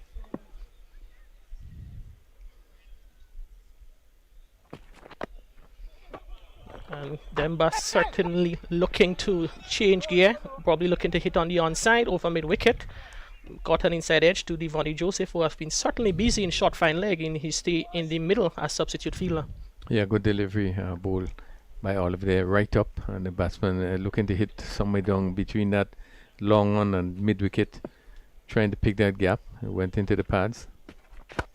This time Forsyth hits down the ground again. The fielder, he has some running to do, but he can't beat the ball into the boundary. And Forsyth moves on by 4 to 32.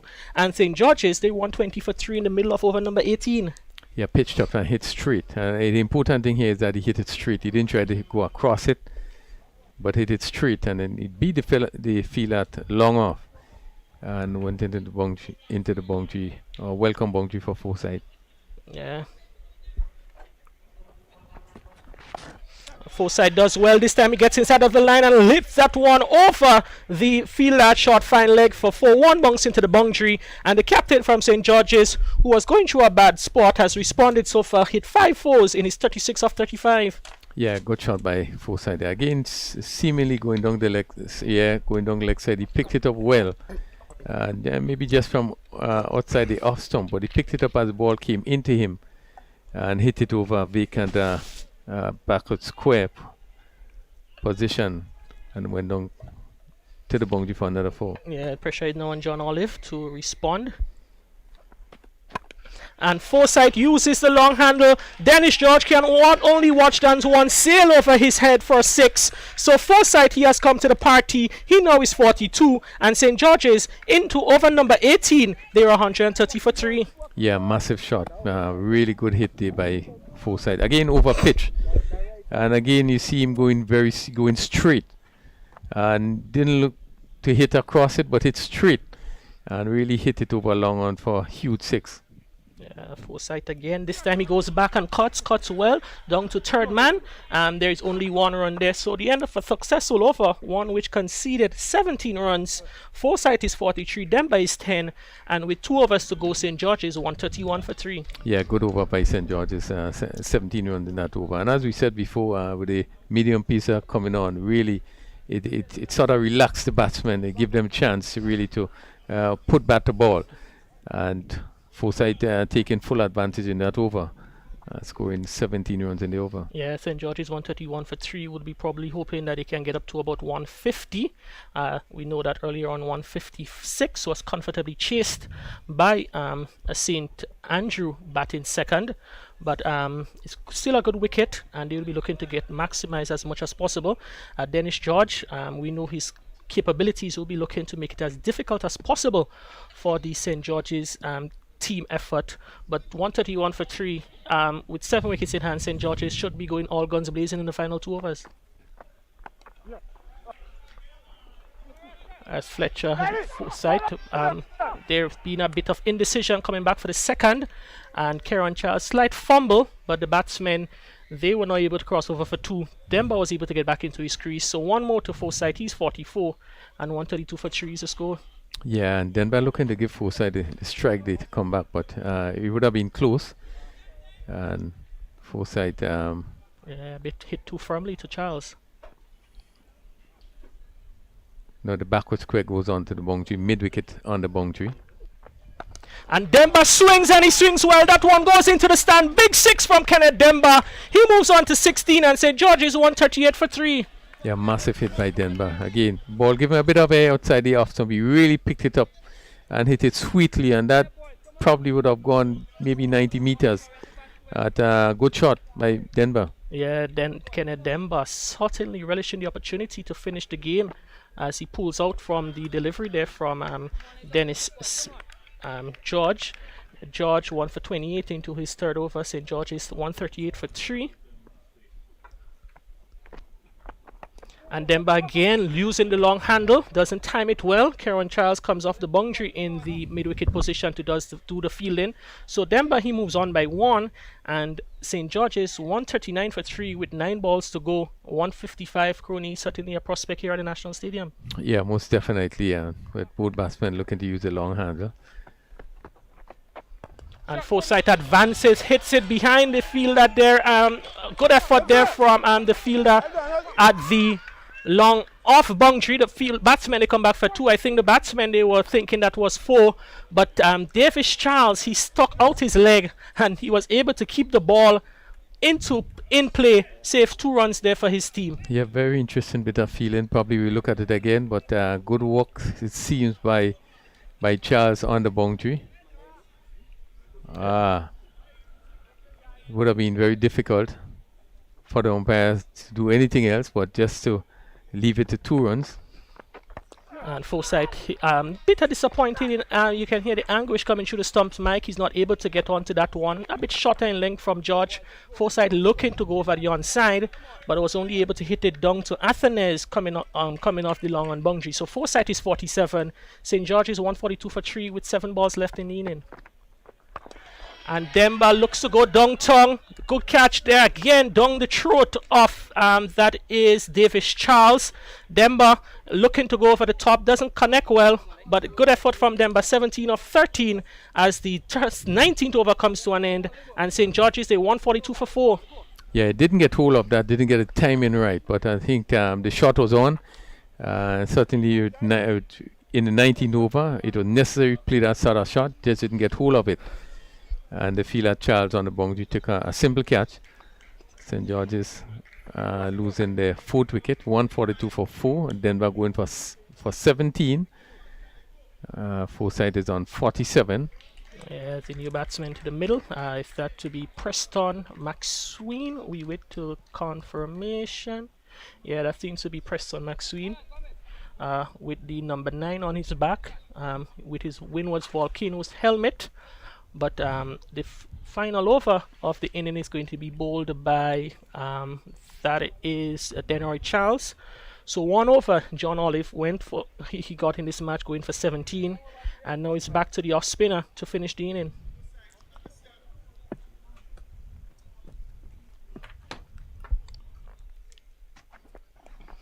Forsyth hits that onto the leg side, goes through for 1, thinking of a second. And they come through for second. Very good run in there from the pair from St. George's. So Forsyth, he moves inches closer. He's on 49. And St. George's 144 for 4. Yeah, Forsyth looking this final over.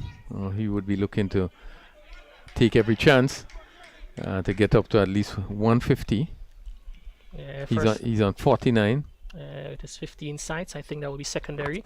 And Forsyth looking to go downtown off the edge. The fielder, oh my goodness, that is certainly a poor effort there from the 2 fielders. 1 running back, 1 coming forward. The ball was able to drop between 2 of them, and 2 runs to Forsyth. His 50 is up.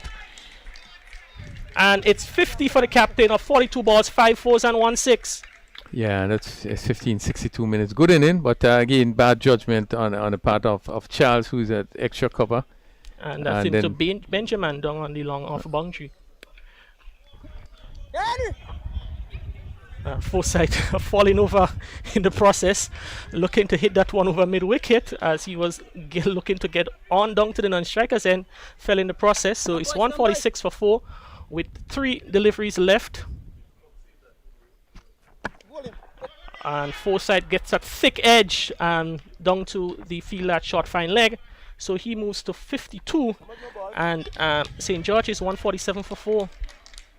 Yeah, 2 more deliveries. They certainly do want to get up to 150, having a mid-wicket conference.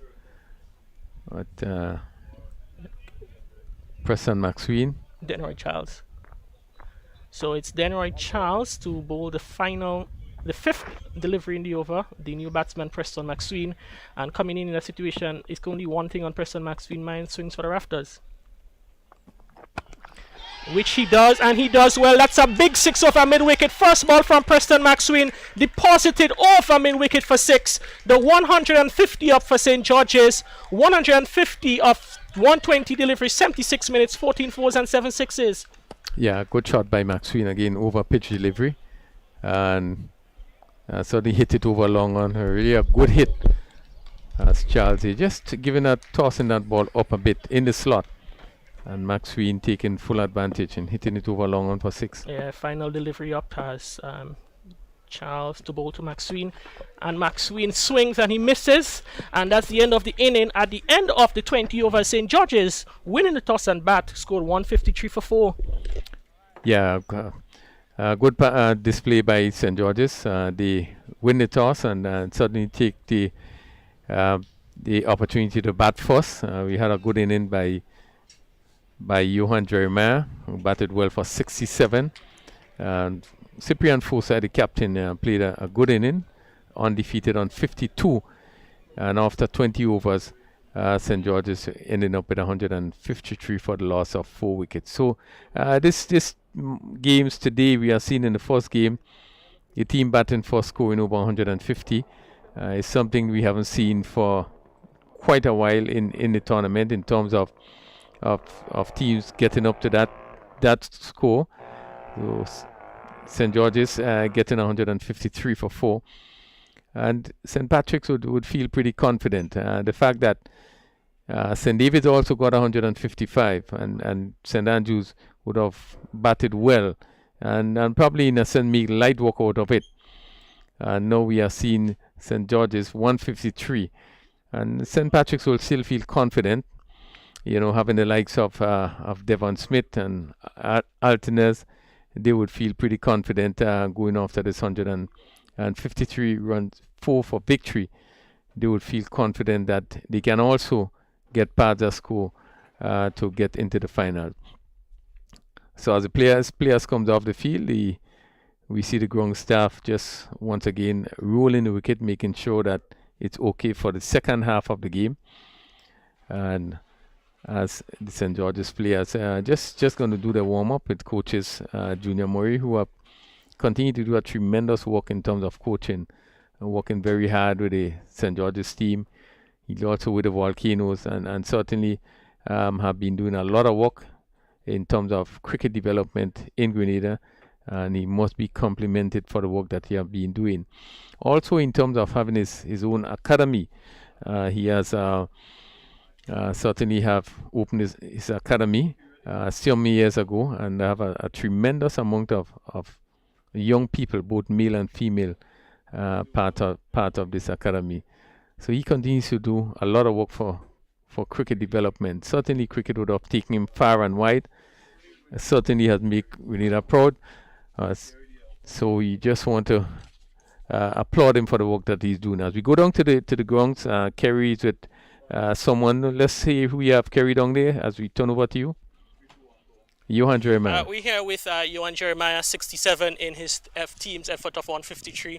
Johan, what are your thoughts of your score and your team's total? It's a good total. All I wanted to do was try to, bat on deep on as possible, and try to get the total up to the score up to a good total. Sorry. Yeah, the last couple of games you'd have gotten stats, but not gone on to make that big score as you would have wanted to. Today, in the semi-final, 67. Pleased with that effort? Not really pleased. I think I should have go all the way and bat through, but nevertheless, I'm still thankful. Earlier in a few games that I played, I got its stats, but all I wanted to do today was just to build on those stats and move forward. All right, yeah, the skipper finally came to the party. He's finished with 50 not out. The confidence must certainly be good in the dressing room to see the skipper get in among the runs. Yeah, when we was batting today, I just told him, to give himself a little more time. He's hitting the ball really good. It's just time that he needs to spend, and he did that today, and it paid off for him. You guys have scored 153. Think that's enough to defend on this wicket? Yeah, I believe so. Once our bowlers just have to stick to the plan and come out and execute. All right, well, Johan, congratulations on your performance so far, and all the best for the rest of the match and the tournament. Thank you. All right, so that was Johan Jeremiah. He scored 67 in his team efforts of 153 for 4 of 20. And St. George's 153 for 4. They won the toss and elected to bat. Akim Alexis was caught by Denoy Charles, bowled Davis Charles for 8. Johan Jeremiah caught Denoy Charles, bowled by Dennis George, 67. Cyprian Fossard now at 52. Emmanuel Strode, bowled by Charles, no score. Kenneth Denbach caught Davis Charles, bowled Dennis George, 17. Preston Maxwell not out, 6. Score 153 for 4. Iman Alexander, 4 overs, no maiden, 43 runs, no wicket. Davis Charles, 4 overs, no maiden, 15 runs, 1 wicket. Denoy Charles, 3 overs, no maidens, 23 runs, no wicket. Kieran Charles, 4 overs, no maiden, 21 runs, 1 wicket. Dennis George, 4 overs, no maiden, 32 runs, 2 wicket. John Olive, 1 over, no maiden, 17 runs, no wicket. St. George's after 20 overs, winning toss and batting. After 20 overs, 153 for 4. We certainly want to take a break now and hope that you will join us in about 10 minutes for the batting of the St. Patrick's team.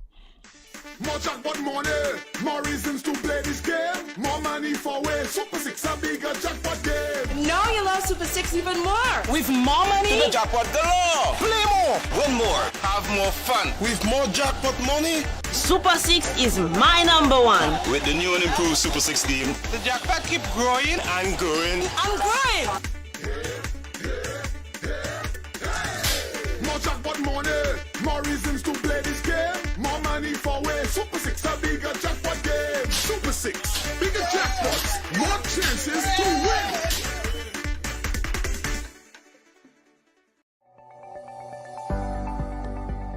Get Vax. It's your best shot. Hello. A message from the Ministry of Health.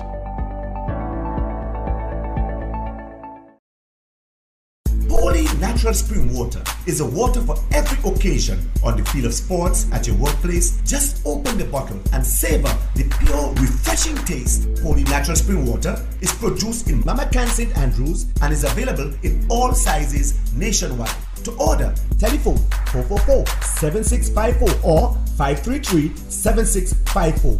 Holy Natural Spring Water, Grenada's purest bottled water.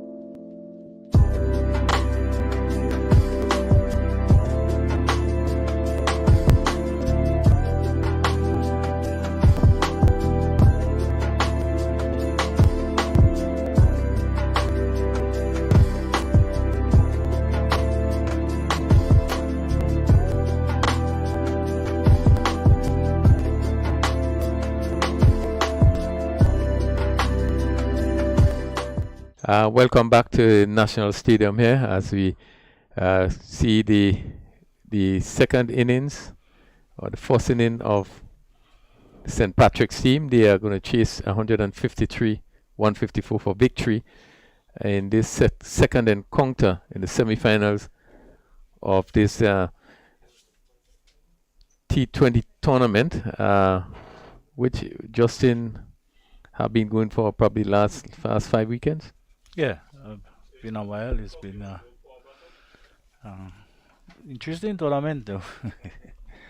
And some of the teams really, I mean, did well for themselves, and some of there are some teams that probably felt that they could have done much better in terms of the result and the performance out on the field. Certainly, the first edition of the tournament, I mean, certainly there's a lot of positive that came out of the tournament. It gave the players the opportunity to be exposed at this level, and not only in Grenada, but regionally, maybe internationally. And we saw some pretty good performance in the tournament so far. But this, as it comes down to this final, 154 for victory, would be a keen battle, and certainly it can go anywhere. Yes, indeed, can. It should be interesting. St. George's team would have been boosted by the return of Denver and Preston. Certainly would boost the bowling. And of course Redhead starting. So most players who've been exposed to some decent level of cricket.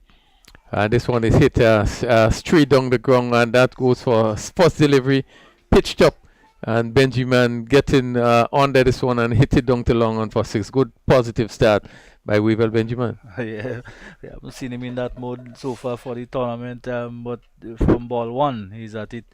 A delivery pitched up and given the treatment. Well, we've seen the batting of St. Andrews this morning with a positive start. And maybe they seeming to take a page from that. First ball hit straight back over long on for 6. And then easy single up to mid-on. So Preston there at mid-on. Alec Alternas, Dominican, part of the setup, the Winnow Volcano setup. A young man who really is an exciting player. Also plays a lot of shots. You think of Teddy Bishop and Johan Jeremiah, young shot makers. He's just in behind it and plays it up on the offside. And Redhead comes across to do the fielding. And just throws the ball across to Preston Maxwin to take care of it. So on teams there are guys who are assigned to shine the ball. Yeah, that's right. Alton is a talented player and has shown that talent since that they're on the 19 level.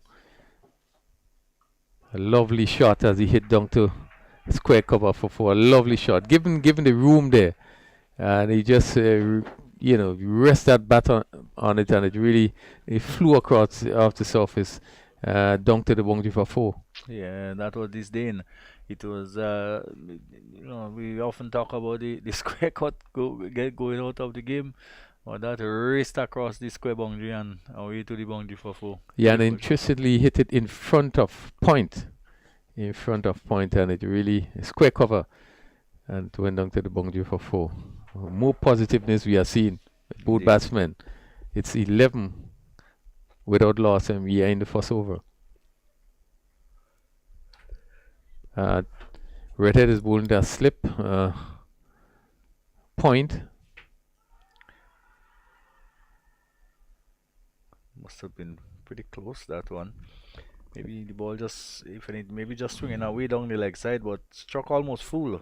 Yeah, look at it again. Looks pretty close. Maybe have a look at it.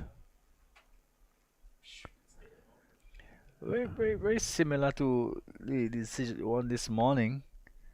Yeah, but again, Redhead was very pretty wide of the crease and slanting the ball back in. Yeah, look pretty close from our vantage point, but the umpire's in the best position to make decision. If you notice, Red does lean away towards pretty wide and push the ball into the right hander, so very difficult to get the decision most of the time with the ball slanting like that. Yeah, after the first over, 11 without loss. Benjamin on 7, Alec Altenas on 4, and Redhead is first over going for 11 runs. This is sort of start St. Patrick's would want. Really positive by both batsmen. And again, Redhead they are having a close one, LBW shot. As Altenas again was maybe looking to play somewhere mid-on. Hit on the pad. Preston McSween is going to take up the attack from this northern end. He's bowling to one slip, third man on the boundary. That point position, cover, extra cover mid-off. 5 fielders on the off, 6 fielders on the offside. On the leg side, there's a wide mid-on, mid-wicket. And a long leg wide on the boundary. McSween is going to bowl over the wicket to the right-handed Benjamin. Full delivery outside the off stump and not timing by Benjamin as when bouncing down to cover. If that was on the body, maybe they would have called it no ball. So Yeah. it was that high. I thought it was wide outside the off stump. It would have been interesting if it had challenged the body. On the umpire would have said. McSween and Benjamin is looking to drive ball. Pitching a good length going away from him. Just looking to drive again, looking for that big shot to hit straight back over the bowler's head. Ball just seaming away slightly. Not the length for that, maybe for that type, but again, just standing his ground and having a swish at it. And McSween, who have been bowling well in recent time.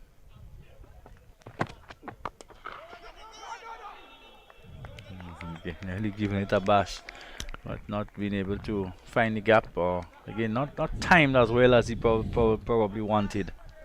Yeah, but very clear in terms of the approach. He's going to be positive. As you said before, it's the first time we've seen him all innings that he would have played, been so aggressive.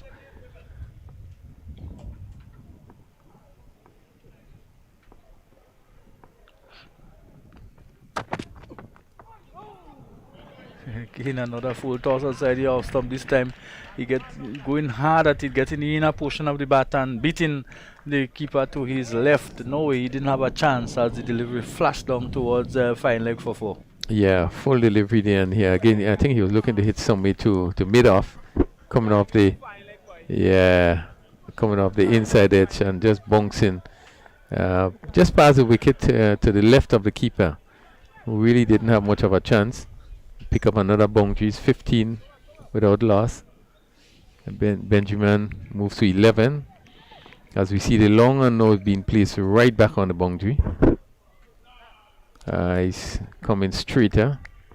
And the third man also has come up, so there's a slip in place now and a gully. And again, Benjamin is looking to hit somewhere on the offside, being very, very aggressive, positive in his approach. Seemingly not in touch with the pace so far by Preston McSween. He has been a little bit inconsistent in the over so far. Maybe a couple of full tosses and in and between that there was a few good deliveries. Seem to be now going left arm around the wicket, probably looking to just tuck the batsman up a bit more.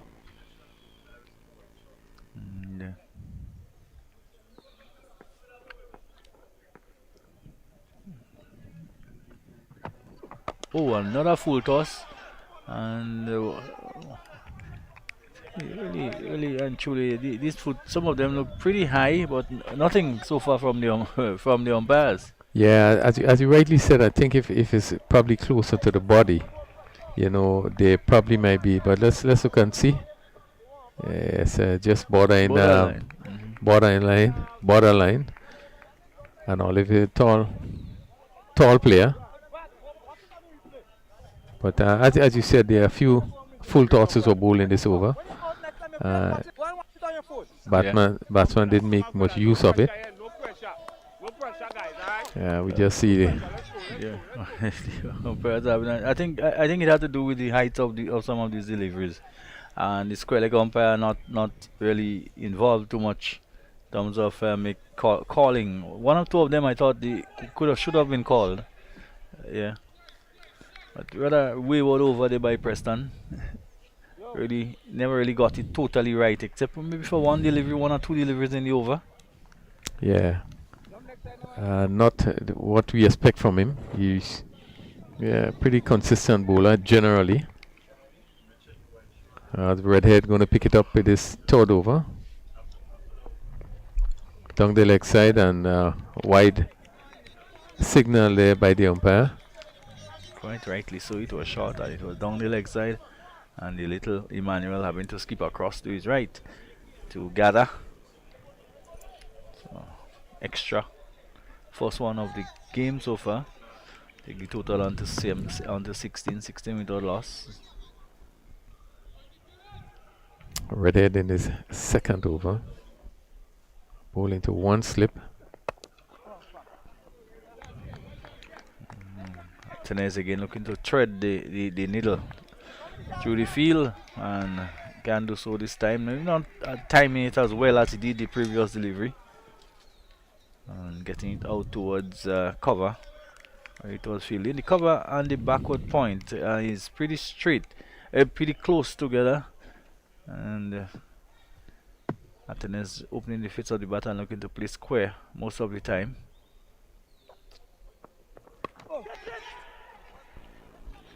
That one will run pretty close to the boundary, and it will run into the boundary for 4. So a false shot there by Athens, a short delivery, probably just rushing onto him. He was probably halfway through the shot by the time he made contact. But we've seen so much of that these days, Crony, where it has become a very productive area for batsmen who top edge and almost directly over the head of the wicketkeeper. And it's almost becoming a skill that is being practiced. Yeah, short delivery really came onto the batsman quicker than he expected, and he looking to pull and coming off the top edge and going straight back over the keeper head. Really, there was no chance. He went down for another 4, but again, he's really been hustled into that and playing that shot, and I was beaten for pace. And inevitably, the ball always seemed to go directly over the head of the keeper. Yeah, but interesting field position on the offside. One slip, point, cover, extra cover, mid off. All in looking to stop that drive.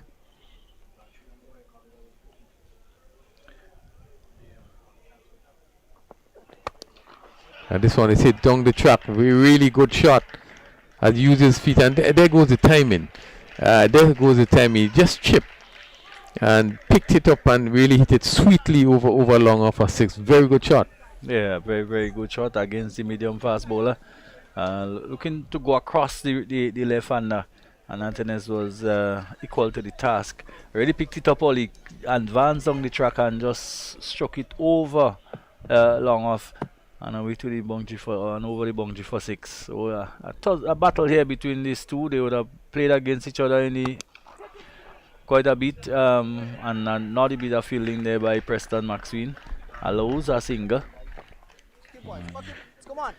But very evident, Justin, as we look at Alternas in terms of the timing. He really stemming the ball sweetly, and you know, we cannot talk too much about some of the battling we saw today, led by Teddy B. In terms of the timing, it's not all about power, but getting into the right position and timing the ball. And that one was hit really, really sweetly down to that mid-off fielder who misfield. He got a single. This one is hit down.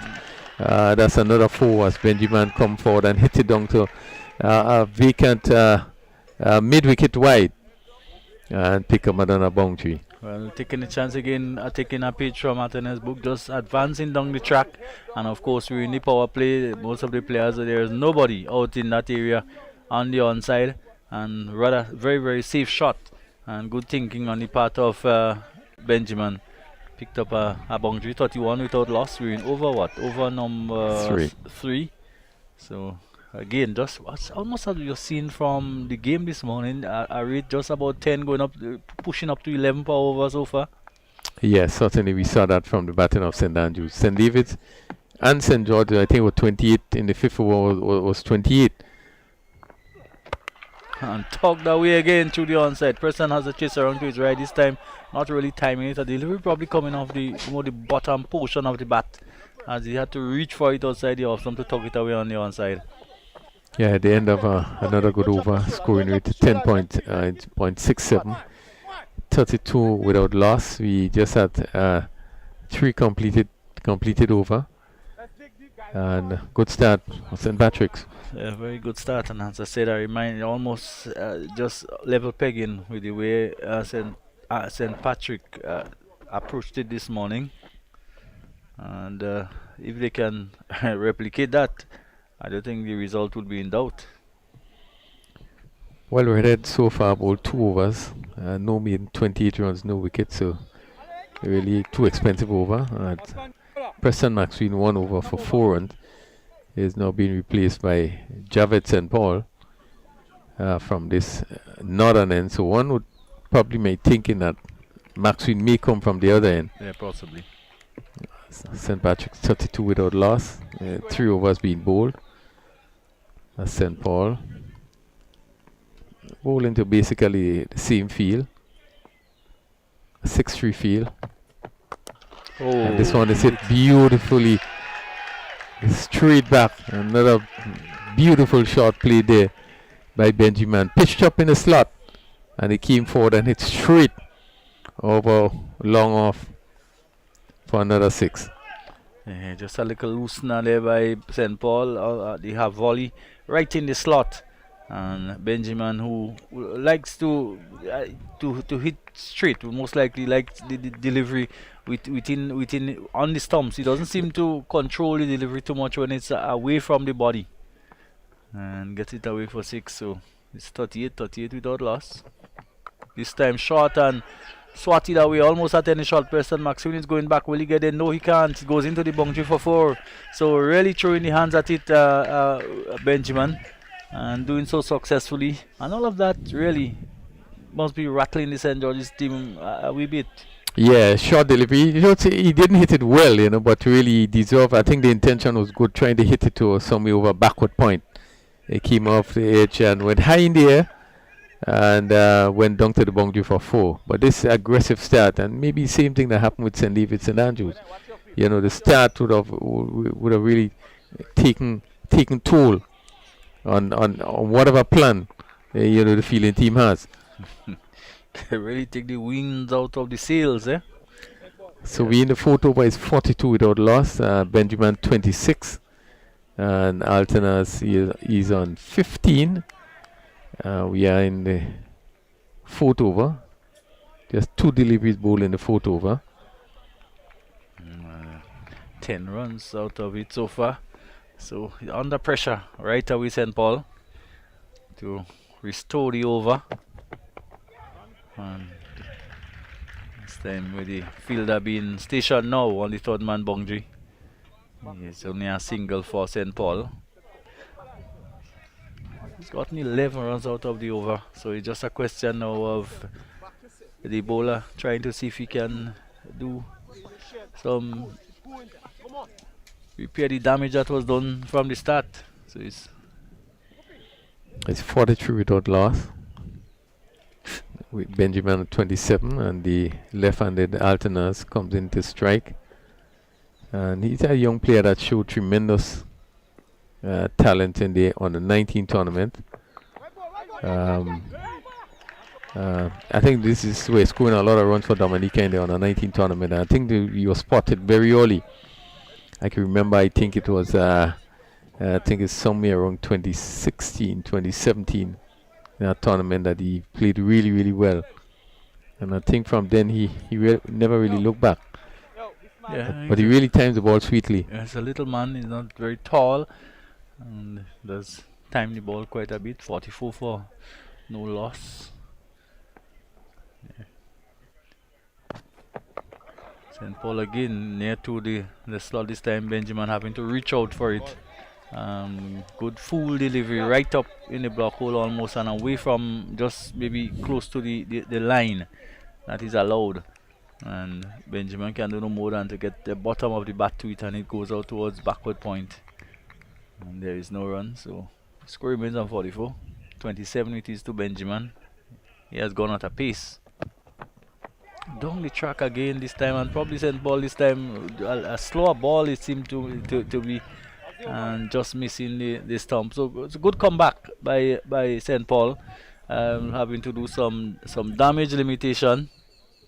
Yeah, very good slow ball, and didn't miss the stump by much. Very much.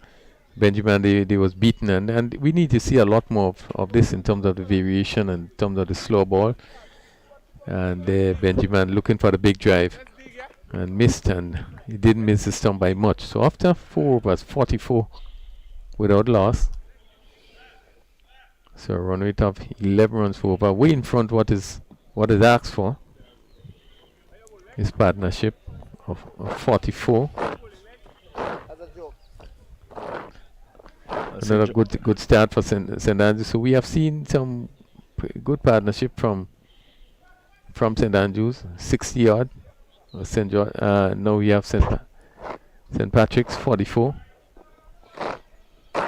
St. George's have to be careful here because that type of partnership just can take the game away from you totally. I think so far we've seen good reply to the 100, and so Denver will take it up the off spinner from the southern end. So St. George is throwing all the resources. But we didn't see Preston coming from the other end, so that maybe they may just hold him back. And Athens off the back foot and pushes it up towards Preston down on the long off boundary. There's another single. There's rotation in the strike, of course. As Benjamin comes back into strike, it will be interesting to see what his approach would be against the off-spin bowler. Yeah, so you see, it seems as though it's easier to score runs of the medium pacers. And as we saw in the match before, St. Andrews using a lot of spinners, and St. David's who boasts of the faster setter bowlers, and they really took a liking to that. And we see in here that St. George's probably want to use the same ploy in using the slow bowlers. Then by that hop, skip and a jump, and plays out into the onside down towards the fielder who comes off the long on boundary.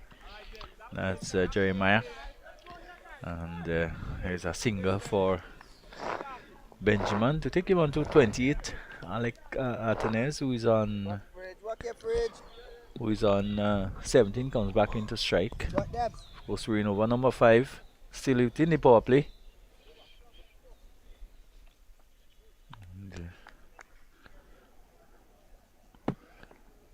That almost umbrella field, that ring of fieldsmen on the offside and on the onside.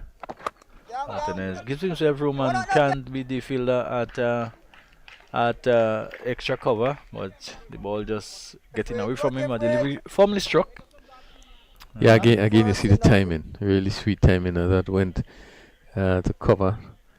Fielder had to move to his right. So here's them almost like you call it the action kangaroo, hopping on both legs, and the two, how the hand comes up, and interesting action he has. A delivery which was a dot ball, as Benjamin couldn't quite get back onto it. So you've seen already a little quiet session with the spin on. Oh, and this time gets it through the gap. I was just saying that you're just finding it difficult to get the ball away, but a bad delivery from them, but a delivery on about leg stump, and Benjamin just swung with it and played it, got it down between the short fine leg and the man at backward square. and it went away for 4. Yeah, good going. 15 and 23 minutes of about 30 deliveries. Good going by St. Patrick's. As this one just straying a bit on the legs. And quite a bit, in fact, down the leg side. Again, just turned down behind square, but can't score. Finds the captain there at fine leg to bring the end of over number 5, and at the end of it, 51 for no loss here. Of course, continuing that read just about over 10 runs and over. Yeah, and St. George's really would be hoping to get a breakthrough. I think this is really a positive start by St. Patrick's. You know, both batsmen looking fairly comfortable against whatever have been thrown at the game so far. You see Redhead bowling 2 overs for 28, and Maxwell just 1 over for 4, St. Paul 1 over for 12, and then Bass 7 in his first over. So they seem to be comfortable, well, against all the bowlers that has bowled against so far, and I guess they would be feeling confident. They need 103 more for victory. So Maxwell has come back. He's come back from the northern end here where he started. And, didn't really have a good first over, but I think it's not probably yet desperation time, but it can't be too far from that for St. George. Again, wide down the leg side, and Preston not really putting it together so far. Yeah, not really getting his radar right. St. George's desperately looking to get a breakthrough somewhere. This has been the best start for St. Patrick's in the tournament. 52 without loss. Of course, thinking that there's still Devon Smith in the hut. Another wide down the leg side, and really maybe trying to bowl too fast, Grooney. Yeah, trying to bowl too fast. Really looking to bowl too fast. So he should be looking line and length. And really look at the field. The offside field is set. Really should be focusing on just on the offside. But again, looking for pace. Maybe not quite right. One can almost see the toes pointing towards where it does maybe fine leg. So therefore the hand not coming. Oh, magnificent shot by Atenes. A delivery pitched up, over pitched by Preston Maxwell. And I can't believe they got only 1 for that. 2 in fact, yes. They'll come back for the second. And the on drive, Crony. And really coming on it back and smashing it down. And just unfortunate. Good feeling in fact by Denver. Maybe prevented the boundary. Yeah, good shot and pitch up, and the on drive, was one of the most difficult shots to play. Played it well.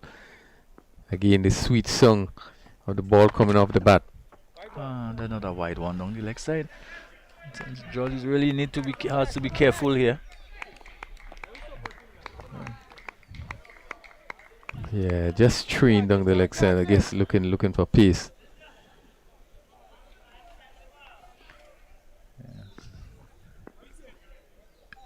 56 without loss. 42 to Benjamin.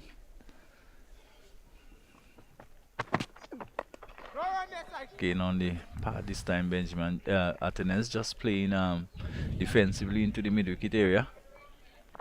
Yeah, a slow delivery, poorly by Maxwell. He just came forward and just pushed it to that mid-wicket. And certainly batting with a great deal of ease. Don't seem to be in any hurry. I think one of the things that we keep saying is the condition of the pitch, and it has certainly made for good batting. There's a little bit in it for both pace and spin, but you got to put it in the right areas. And magnificent piece of fielding there this time. Is that the captain? Just behind, just in the mid-wicket area, coming across and preventing the ball from again treading through that gap between mid-wicket and mid-on. They can't score. Yeah, good bit of feeling by Forsyth. The ball was struck firmly. Again, he's looking to pick that gap between the mid-on, who is on the circle, and the mid-wicket. Sort of straightish mid-wicket. This time, what a wild looking shot by Atenes. We're looking to pull it over the straightish mid wicket, which we were just talking about. And maybe beaten for probably a lack of bounce, or the delivery probably just not judging the length properly. Yeah, I think he didn't really judge the length as he was coming forward, and as we could see here, it's looking to pull and really was in really uncomfortable position. His feet actually he left the ground as he was looking to pull there. I think his intention was to looking for the big drive, expecting the ball to be up to him. Once again, another full toss by Preston. It looked to be just slanting down the leg side too, and leg by signaled by the umpire. So Preston really Preston Maswin yet to really settle down. You see another delivery, probably trying a slower delivery. Yeah, the batsman would have missed out on that one. Full going on the leg side. He's just guilty of trying too many things, Crony, and not just keeping it simple, just running up there and putting it in good areas. Well, I've heard the captain of St Andrews team, you know, on 2 occasions in his interview made a point that, you know, you go there and you play basic cricket, you stick to the basics. They have done that pretty well in the last 2 matches, and again down the ground it goes, high in the air, the fielder comes across, and that's very, very close. Would that be 4-6 signal by the umpire? Yeah. You did see the rope move as the ball landed. Yeah, I think it's the right decision. It really dropped actually on the rope. And again, look at it again. Under it, as Maxwin was right up there, right up in the slot, and you were able to get underneath it and play it away as it touches down. Yes, maybe just underneath. Really super work by your cameraman. Really good work there. Followed it right through. Yes. So again, continue to really press the St George's, and now St Patrick leading under 100, and it's always significant when you would have bring it down to under 100. Yeah. Almost, you know, the countdown start. Benjamin is on 38. Probably that's the best innings he has played so far. Yes, during the tournament. certainly the best inning that he would have played in the tournament. Altenez, you know, had good starts, but again, it goes on to the positive frame of mind that both batsmen came out with. And we saw it with St Andrews. What happened there? I think they had 66 for the first wicket. And I think coming to the back end of the tournament now, we begin to see maybe the batsmen, most of them would have come into the tournament very rusty, not having played cricket for a while, so we didn't see the best of the talents on show. Benjamin, we know, of course, is one who really can hit the ball and play very well. We only just beginning to see that. The shorter side, the off stump, and too easy. Turn away behind point, then but we'll pull that back. Just didn't really hit it hard, just placed it behind square on the offside, and they feel that backward point having to run away towards the third man, towards third man area to do the fielding, and 2 more runs to Atenes to take him on to 22. Over number 765 for without loss. So just short and wide outside the off stump. And again, looking to steer it away in that vacant area down towards third man. Cyrus will be looking to create the breakthrough for St George's. Yes, I. He's right arm over the wicket. Looking for a reverse sweep. And really it's not necessary. I think the scoring rate is pretty good. 65 without loss in the 7th over. St Andrews was 66 without loss, and also in the 7th over. So why not just play it in the direction it's going? He's bowling leg break. The ball is coming into him. Instead of looking to go against it, sometimes the most you could do is to get it into the hands of Denver, who is behind point on the onside. The scoring rate has been so good that really there's no need to take any extra chance. Not at all.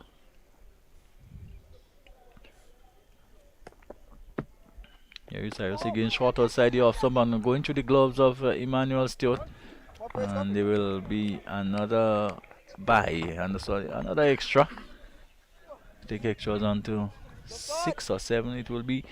and it's 66 for no loss, so extras on 6, and so that's well, it's a buy, so we can say it's an extra over.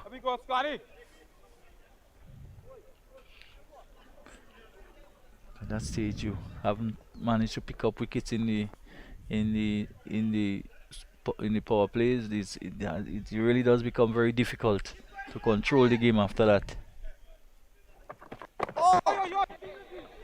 And again, good cricket, good running by these two, just blocking it away on the onside. Alexis having to run from mid wicket towards square leg, a short square leg to do the fielding, and the batsman had enough time to cross for a single. 1-67. This is turning out to be though a hold in what you would call like a par for for in golf. There's almost a hole in over. It has brought the rate down now under 10, where it has been for most of the time. So, but yeah, as we see the slow bowlers coming, we expected that you know you're gonna slow the scoring rate. Again, he's going for the sweep, and just as I said earlier, Crony, almost just helping it into the hand of Denver behind square on the offside, which would have been now behind square on the onside, because he switched his hand. They have been playing so well, and I'm wondering why it is necessary to be taking these undue risks. You know, you're gonna push the ball around. We just completed the 7th over, 67 without loss in 7 over, and there really is no need to be taking those sort of chances. And this is where one would think that common sense cricket have to be part of it. You have to understand where you are and what you're trying to do and play accordingly. Yes, yeah. Sometimes you batsmen attempt certain things and you almost see it coming, and you could almost see him virtually willing himself and trying to get the ball into the hands of Denver behind square by playing these reverse shots. So Preston had won again. It was not a good over again, so he just again now comes Denver from this end, this time from the northern end again. So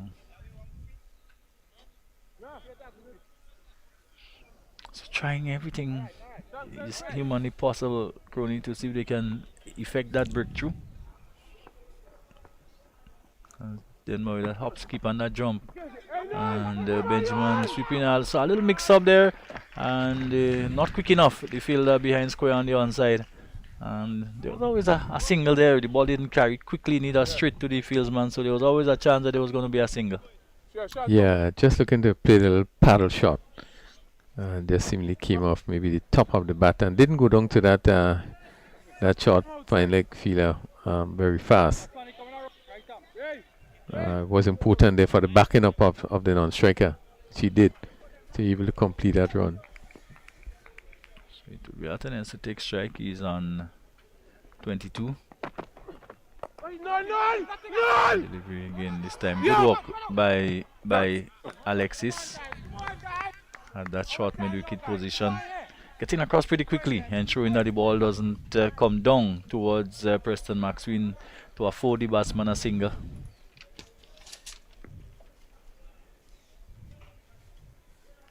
So here Denver on his way to Athens. Down the track, and when he gets it, flicks it into the onside. The fielder comes off the boundary to do the fielding, and there is another single. Again, the ball rushing off the bat, rushing off the face of the bat of Athens, which indicates, as you was saying earlier about him, the really excellent timing that he is able to put on the ball. Yes, and a good use of the feet once again. You're able to use his feet and just whipped it through mid-wicket. That's a hallmark of a good player in terms of the timing, how he times the ball and use of the feet. This is a big one. Again, this time not worrying about the pitch at all. He just came down the track and swung through the line, and it got it over mid-wicket and away to the boundary and over the boundary for 6. Yeah, good shot. He came down and give it his all. Almost saying to himself, even if I'm not to the pitch, you're a little bit slow, can't beat me in the air. And made good contact, and that's what is important. So St. Patrick need for the 79 runs. and just about 2 deliveries short at 12 overs.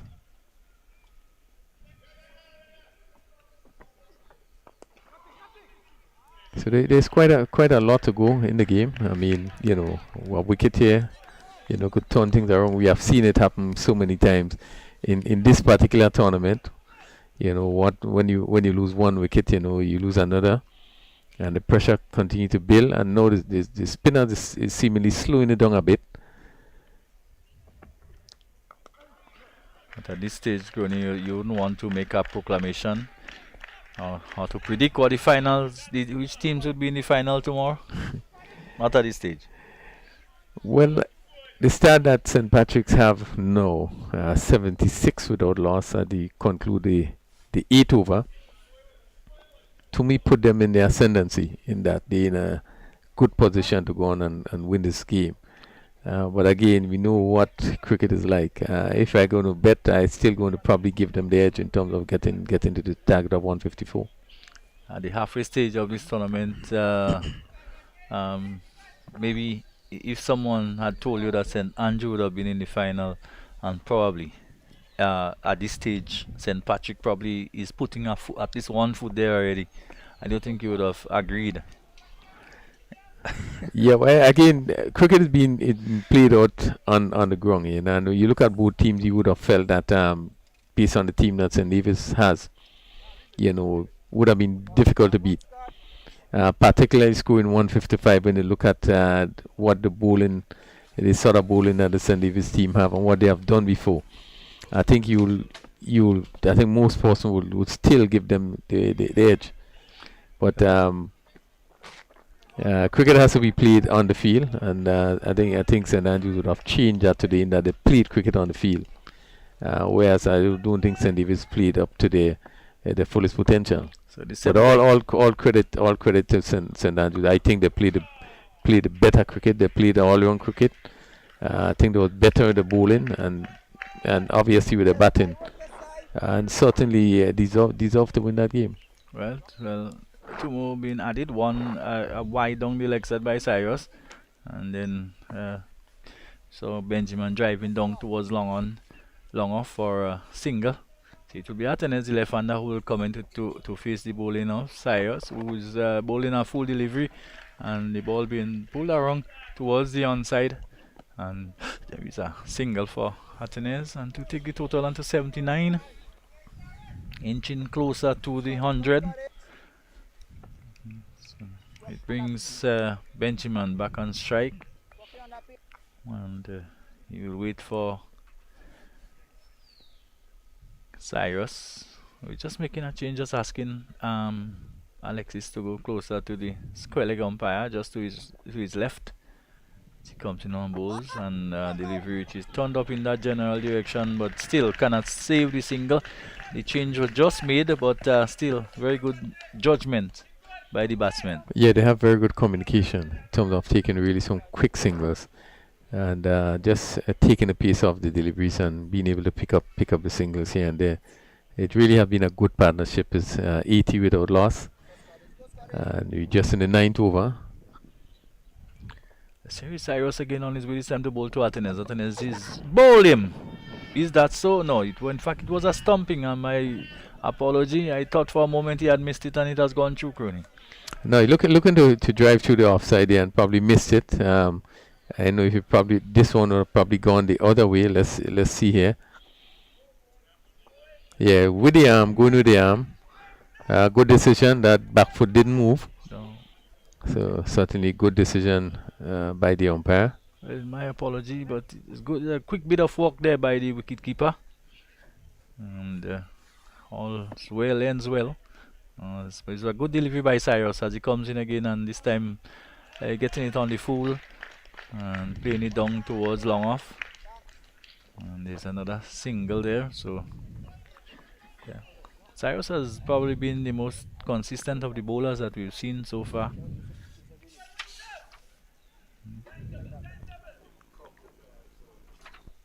And many wickets Cyrus may have taken so far. He's not in the top 5 of wicket takers. Yeah, certainly not in the top 5, but has picked up some important wickets. The one who probably enjoyed this would have expected to do a little bit more to pick up a few. Although he may not have played 1 or 2 games, I don't think. Yeah, he was nursing some injury, so you. Oh, this time he's stumped. This time he's stumped. This time he's stumped. Wide outside the off. Some smart bit of bowling there by Cyrus this time. And Benjamin coming down the track and finding it wide. Couldn't get to it.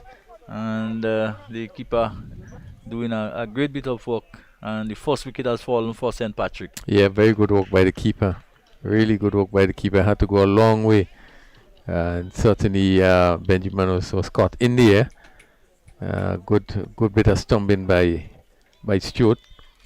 Just talking to himself, admonishing himself. That one was wide. Why did I have to go after it? But that's the nature of the game. I played a good inning. He went for 49. He was stumped. Stewart of the bowling of Cyrus. There's 1 for 81. This brings Dennis Smith. They did play a good hand. Yeah, really is his best effort so far. Hit the ball well. St. Patrick still probably would feel okay in the position there. 81 for 1 in 8 overs. But really great piece of craftsmanship, I should say, bowling and also wicket keeping. Almost like they may have signaled to each other that that we're going to be running that play, because like one could have seen Cyrus deliberately bowling that one wide.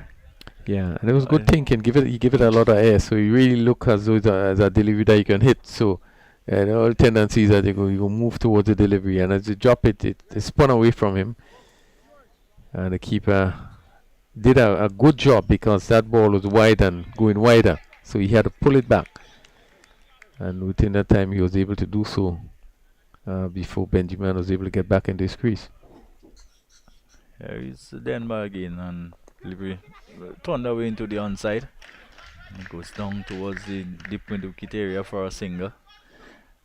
Emmanuel Stott would have jointly received one of the keeping award for, I think, for during the tournament, and has shown pretty good glove work. Yeah, I think he got the second most dismissal. But all in all, I don't think he was satisfied with the keeping. I think there was, quite some buys and so forth.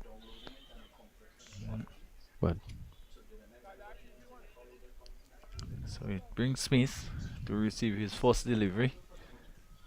Denmark comes into bowl to Smith. Smith off the back foot, turns it away on the onside, and a little slight mix up there. And Altones had to get back, as it was a quick bit of fielding by the fielder there just behind square on the onside. That was Cyrus himself. Yeah, and good calling there by Smith. I think really good calling. Altones was really tearing down the wicket. Had to stop him. So up on a jump by Denver and pushed up towards the bowler, and the bowler coming across his left and knocking it down. And for St. George's would feel now that it's beginning to exercise a little bit of control, looking to drag the rate down and to push the asking rate, the required rate up. I think that's what we want to see. The required rate mounting. Short delivery this time, turned away on the onside, and there will be a much easier single, as the captain Forsyth has to run across from just behind square on the offside to almost a short extra cover. And in that time, the batsman crossed for a single to take the total on to 83. So 83 for 1. Smith is off the mark. It brings Atenes back on strike. He's on 26.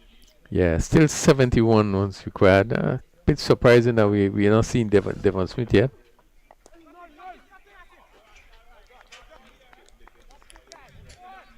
Yeah, happy in a good opening stand. My thinking also it would have been to have him to open the batting, but I guess it gives the other batsman confidence that he's still at the back. And of course, Dennis Smith is a busy little player. Alton is wrapped on the pad. Delivery just slightly slanting down the leg side. So no real alarms to bring the end of another Denver over. Quiet, relatively quiet one. And at the end of it, 83 for 1.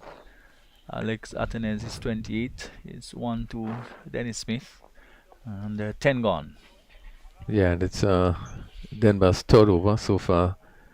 3 overs, none for 18. Cyrus 2 overs, 1 for 8. So really the slower bowlers has really slowed down the run rate. It's 83 for 1 after 10 overs. 71 more runs needed in another 10 overs. So it's certainly far from over. Very far from over. It's a key period in the game with Denver and of course Cyrus, the two spinners operating in tandem. And so far, fairly tight. Cyrus. And a loud appeal for another stump in there by Smith. He's a very cheeky wicketkeeper, Dennis Smith. Stewart, Emmanuel Stewart, sorry. Smith, in fact, was the batsman who ushered the drive and missed. And quick walk again by Emmanuel Stewart. Not being answered in the affirmative by the umpire Holas at square leg. Yes, well, it's a good decision because the batsman never really moved. You know, he went to drive and you could see the back foot anchored. He didn't move. So it's a good battle ensuing between Cyrus and Denver and the St. Patrick batsmen.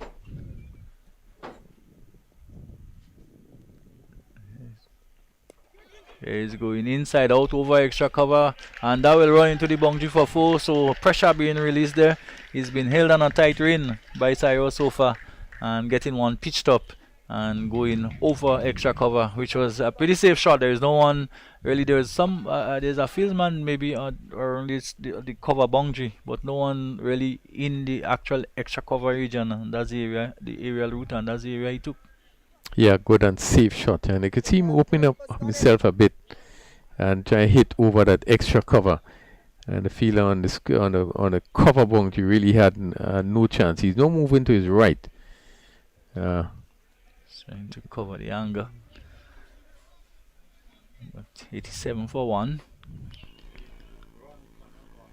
You're not a superstitious person, Crony, so 87, 1, 1, 1, 13 doesn't bother you.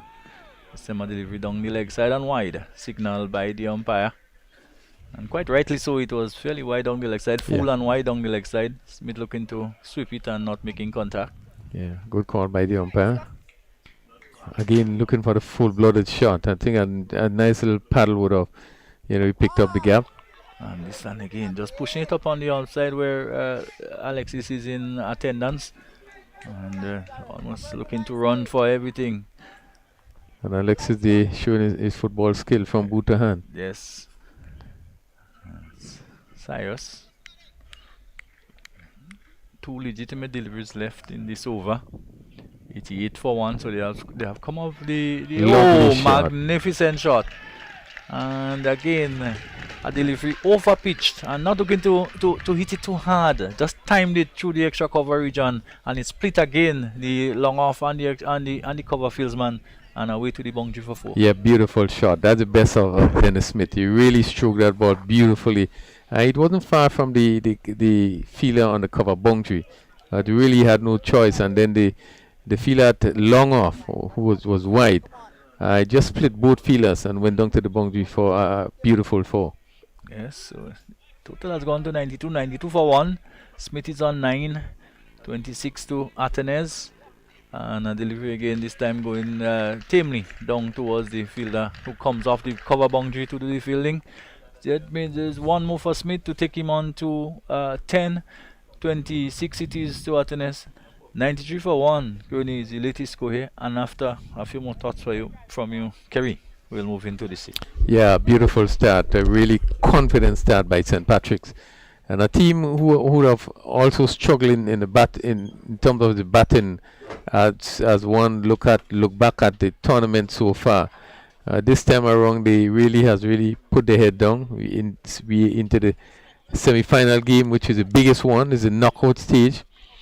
And certainly we've seen, a turnaround in terms of the batting for St. Patrick's. First, we had Benjamin playing the best inning of the tournament, 49. Opening stand of 81. Altena still on 25. Dennis Smith on 10, and Kerry, beautiful shot stroke played by Dennis Smith. Lovely shot, extra cover drive for 4. Yeah, 2 beautiful shots of the last over. The first one was good and the second one was even better. The 2 fielders on the boundary that is long off and the extra cover, they had some fielding to do, but they were nowhere close to cutting it off as CC pushes one down to the cover boundary for another single. So Smith, he's looking good. He's on 11 of 10. And St. Patrick 94 for 1 in over number 12. Well, is it as we coming down to the end of the tournament, we are seeing we've seen the sort of scores that we probably expected early up in the tournament, like the 150s and above. We are seeing the first game, 2 teams reaching that. St. Andrews reaching it rather convincingly. St. George's haven't passed the 150. Yeah. And now we are seeing 94 for 1 St. Patrick batting. So we're beginning probably to see the batsmen coming into their own. Yeah, took a while for the batsmen to find the groove. As you know, we came out for a period with no cricket being played for a period of time. So a few games was used to get themselves, some of the batsmen back into form. And it's being rewarded now here in the semi-finals with good scores as Athenaeus collects one and deposits it into the stands over mid-wicket. And that one, a big 6 there from Athenaeus, brings up the 100 for St. Patrick's. 100 of 75 deliveries, 55 minutes, 8 fours and 6 sixes. Athenaeus 32, Dennis Smith 11, and St. Patrick's from here on out to book their spot in the final lead 54 for 54 runs. Yeah, what a beautiful shot. Again, look at the timing. I think that has been a feature of his batting, the timing of the ball. And he's not a big guy. I think, well, maybe it seemed like, and this probably went almost over the bleachers. Yeah, it bounced maybe into the second level, bounced on the second level of seats in the bleachers, and it went up to the back. One of the cameramen, that's Kirk Oliver, he did some retrieving of the ball on behalf of the St. George's outfit. But certainly a good hit there from Athenaeus, looking to guide his team home from this position. Interesting, Kerry. You see the smaller guys that's hitting the ball very far. I tell you something. As we hear through the mics of the umpire, it's a no ball delivered there by Athenaeus as the batsman. The ball is played down to the deep on the leg side for a single, so they cross over. So that's 2 runs to St. Patrick's and a free hit coming up. And Dennis Smith would relish this opportunity to swing for the rafters without much repercussions. Yeah, St. Patrick's in a commanding position, and really, it will be difficult to see them losing from here. Yeah, they're certainly ahead. 25 required, just at 52 required at a rate of 6.12. They're going at just under 9 runs and over, and they have been quite consistent so far. As we see Demba a bit flatter, and Dennis Smith a bit rushed into the shot, looking to hit onto the leg side. The ball hits him and trickles to the fine leg boundary where make it to be Jeremiah does the fielding, so there is no run. So Demba, he's not punished further with that by offering that free hit offer.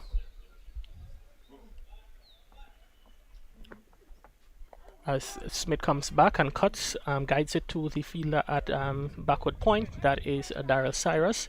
So Demba is one delivery away from the end of his spell. Going at just about 7 runs and over. We'll be looking to finish strong. Had been hit for 2 touring 6s and conceded another boundary. So he's bowled 3.5 overs, none for 27. And we are about to see the final delivery of over number 12, where St. Patrick's continue to boss proceedings here at the National Stadium in semi-final number 2. Smith goes back and cuts and guides it down to third man, thinking for a second, but Cyrus sees onto it quickly to keep him to 1. Smith will take strike at the end of this start of the next over. Yes, and Denver just finishing its 4 overs, no being 28 runs, actually going at 7 runs for over Cyrus, and 3 overs, 1 for 18, 103 for 1. We had 12 overs completed, and I was making the point, Kerry, that we see the smaller guys are hitting the ball very far. We look at Teddy Bishop, very, very small, very slim, and he strike the ball powerfully, and it all goes down to be the how the ball is being timed and the position the players get themselves in the play shots. We see Johan Jeremiah, also small in stature, but hit the ball very far. And now we seen alterners. So these three young players, who probably is really the future in Winwood's cricket, Bishop and Jeremiah for Grenada cricket as future players, and we are seeing that they have moved lifted at different level. Yeah, and I think six hitting is not necessarily about you would attribute it to those strong big guys with those powerful shoulders, but it's had to do with a lot of timing. And Bishop, Jeremiah, and Athenes, they've certainly timed it well. We saw Benjamin, he hit 4 big sixes today also, maybe in the mold more of what we consider traditional batsmen, tall batsman, long reach, and a powerful shot. He was able to get 49 of 28, but the other three fielders, batsmen we're talking about, more on the smaller size. Teddy Bishop has a bit of a height to him, but he's not necessarily the strongest guy in the tournament, but he certainly hit the ball a long way, attributed to his good timing and excellent bat. Well, it's 103 for 1. We begin to over number 13. Daryl Cyrus in his 4th over. I bolted Dennis Smith, and Smith is hitting that one to short cover. Yeah, as we see now, the fielder there, that is Hazard, a bit probably straighter compared to the previous over. And Smith goes for the big swing again for the 3rd time in the spell. Stewart dislodges the stumps, asking the umpire for his verdict on a stumping appeal. And yet again, umpire Holas is unmoved from his vantage point, deciding that the batsman was in the crease. Yeah, it's again, Smith does not move. He's standing up and drive, so there's no way you'd be out of his crease. And I think it's not necessary there in terms of the stump being broken with a batsman that just standing in his crease looking to drive. Not to say he's moving out. But again, St. George's are the keeper. Every chance that he have, we want to make use of it. Yeah, well, he's certainly looking to put the umpire under pressure, hoping that one of those appeals can go their way. So far, umpire Holas, in his judgment, has been very firm and has agreed on all 3 occasions that the batsman, he was indeed grounded behind the crease. Crony, as we see, it's been one of those days, not hot. As we see for this match, it has been a bit dark with some clouds overhead. It doesn't possess any immediate threat for rain. Smith gets inside of that line and hits it fine. As that is Redhead, he gets down to save the ball from going down into the 3rd man region. So 1 more run to Smith, he moves to 13, and St. Patrick 104 for 1 in over number 13. Yes, one of these days, the day started really brilliantly. I mean, when you look at the sunlight and so forth this morning, it was a really splendid condition for cricket. Then it just began to get probably a little gloomy as they went on. Yeah, it's just 20 minutes after 4 as Athenes hits that one over the covers. The batsmen, they come back for 2 there. Dennis Smith goes scampering down. He's sent back by Athenes. The throw came in at the bowler's end, and Smith, quite fortunate that the throw was a bit wayward and to the bowler's end. If it was the keeper, could have been an interesting moment in the game. Yeah, there should have been 2 there. Just a lapse there. Really, that ball went down to hit down to a wide cover position, and really they could have picked up 2. Yeah, I think Athenes probably maybe a bit on the as we say, he's maybe a bit burned. He's done a lot of running in this inning, as this one is pushed again down the ground. Forsyth tries to stop it from getting to Jeremiah down on the long off boundary. He doesn't succeed, and it's the end of the spell from Cyrus 1, in which he was fairly economical in terms of the context of the match, going at 5.2 runs and over. He's bowled 4 overs, 1 for 21 of his quota. And St. Patrick's 106 for 1. We really continue to battle on, really continue to keep control of this game. Needing 48 runs in 42 deliveries, and will feel confident they're in a chance really to pull off this game here this afternoon. Yeah, 48 from 42, just a 6.86. As we see, that is Preston McSween comes in again for his third over from the northern end. Looking, you certainly looking to find a wicket from somewhere. Cyprian Forsyth has turned to the Windward's Volcano player Preston McSween. He will be bowling to Smith, who he's set and looking as he has done throughout the tournament to bat throughout the innings. I think he would have probably just had maybe a 1 or 2 dismissals in his innings so far. As that one is called wide by the umpire. Had Smith stretching, and Preston turned back, was probably not happy with the decision, but in the opinion of the umpire, as we see Smith starting on his leg stump guard, just outside of the reach, outside of the guard, which is used by the umpire to determine whether it's a wide or not. Yeah, good decision by the umpire. Time is a bit shorter from McSween. A bit of pace on that one. Smith rushed into the shot. He's not able to connect into the gloves of wicketkeeper Emmanuel Stewart. Yeah, this is, you want to get a good line. He haven't bowled well so far, but you know the ability that they have. Just you need to keep it on a good line, just outside there of some leaving the right-hander. And really in this position, you want your ace bowler really to come on and really to do something special for you. Yeah. And I think it's a good move to bring back Preston McSween, and the condition favors this sort of bowling. So he really should relish this situation. Yeah, it's certainly good conditions to be out there in the field. You know, the sun can be, quite overbearing here at the National Stadium, but today it's quite calm and cool as McSween serves up another one outside the off stump, which is guided down to third man by Smith. And the St. Patrick's Day age even closer. Now 108 for 1, require 46 of the final 6.3 overs. Yeah, and both players looking comfortable. They seem to be in no worry, having no difficulty with any of the bowlers. They all have a start, and we just need to consolidate and push it around. Don't try anything rash. Yeah, I think the batting of Wavell Benjamin really set them up quite nicely. He went gung-ho in the early overs. The first over of the inning signaled his intent, where he drove the fast bowler Nicholas Redhead back over his head for 6, and it was certainly a shut-off statement, and he followed it up with a 49 of 28, which now has his team cruise into victory here in semi-final number 2.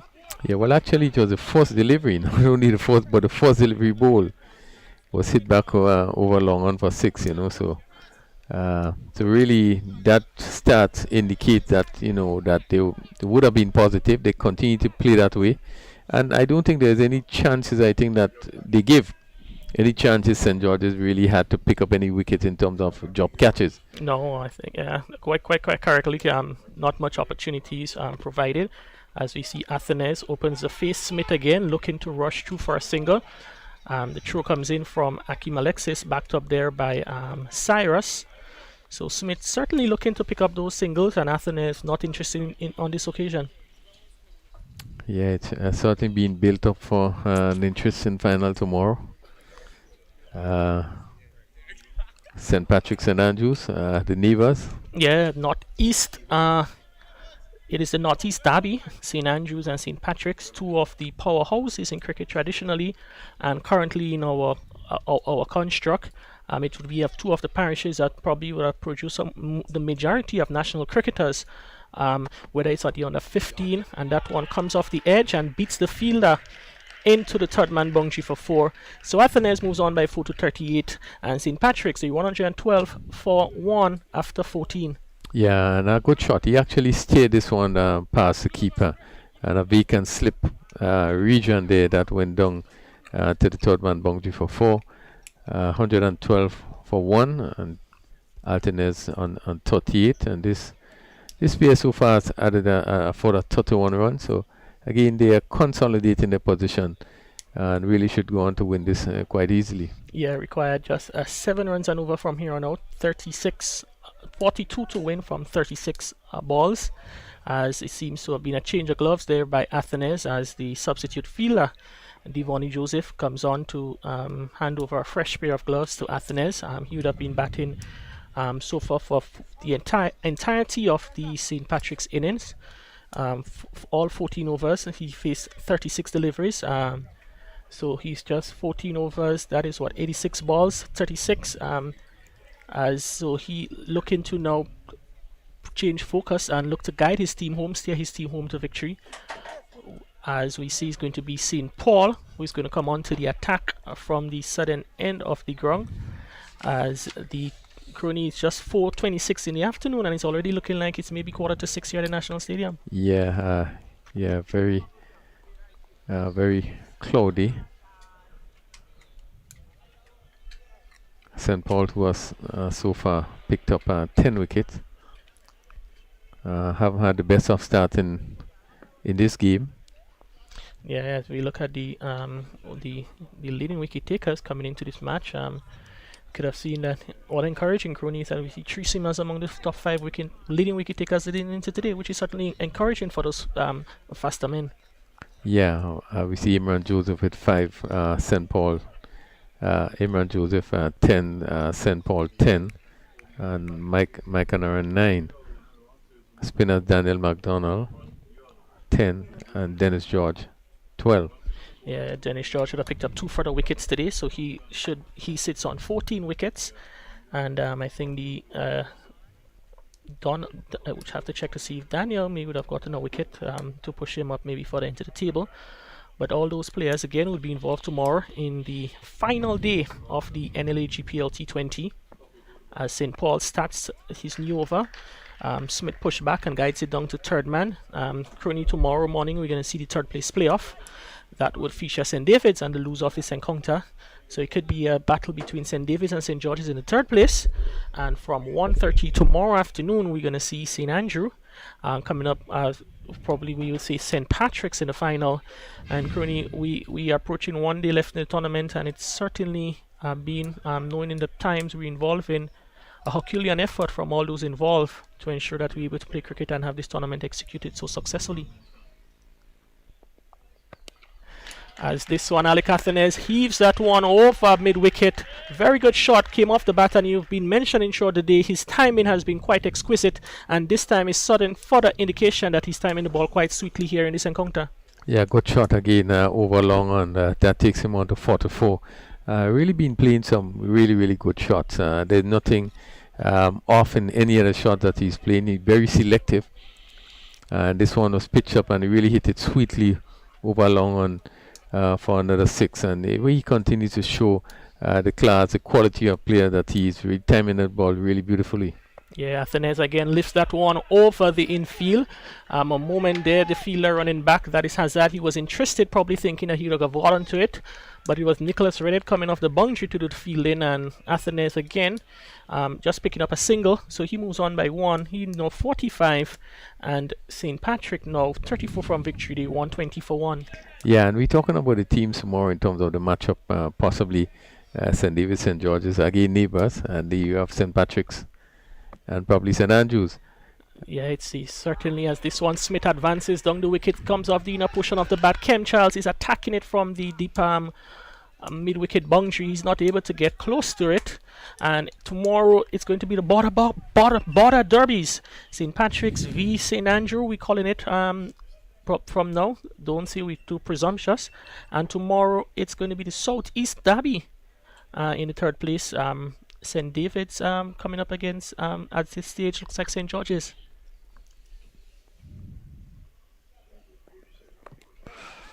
This one is guided behind square on the offside for another single. And Crony, I think throughout the tournament we can see that the teams, they are, as we said, some of them started off slowly, but they grew into it quite nicely. And with the inclusion of the Volcano players, some of them have come in and really strengthened their teams, and has really contributed to the quality of cricket we're witnessing here as we wind down the second semi-final. Yeah, most definitely. We look at the teams that play today. We look at St. Andrews. I think Hodge would have made a huge difference. Not only the fact that he didn't score much, but again, you could see him being part of the plan in terms of what is to take place out there. And I think this is where these players would make the difference. You look at even St. David's when Fletcher would have taken over, and you could see himself with John. So they have contributed immensely, even though we didn't get the kind of performance that we expected from some of these players.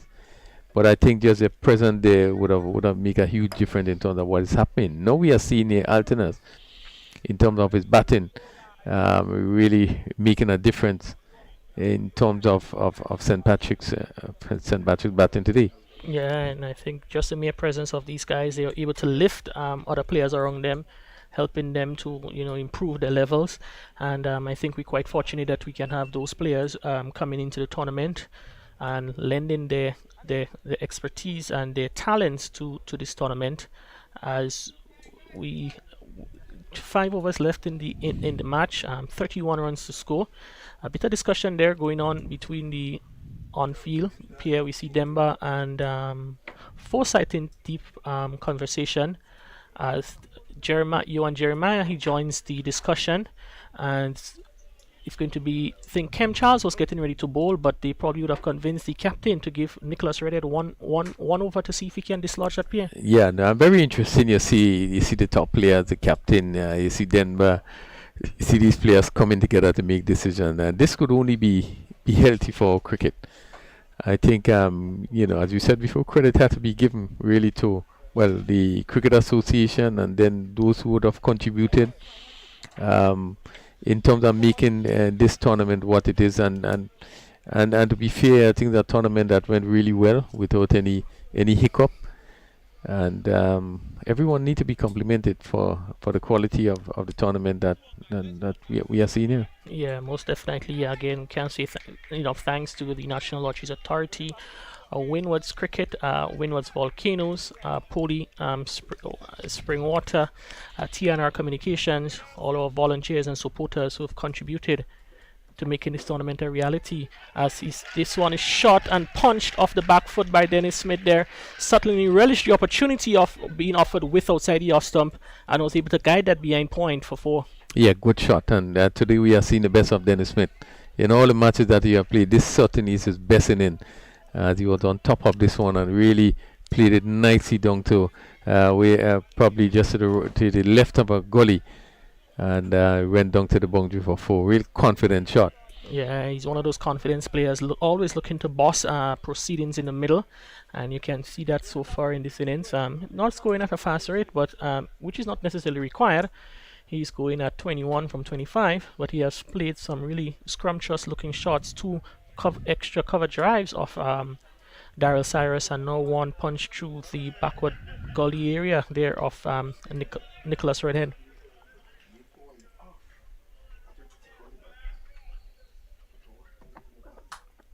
If Smith gets inside that one, probably that one may have come off his body as it goes behind to be taken there by Emmanuel Stewart. So there is no run scored. 27 required of just 28 deliveries. Just under a runner ball. St. Patrick's even scoring at a healthy rate throughout. Now it's at 8.28. At the earlier stage in the power play, they were going at 10s and 11s and over.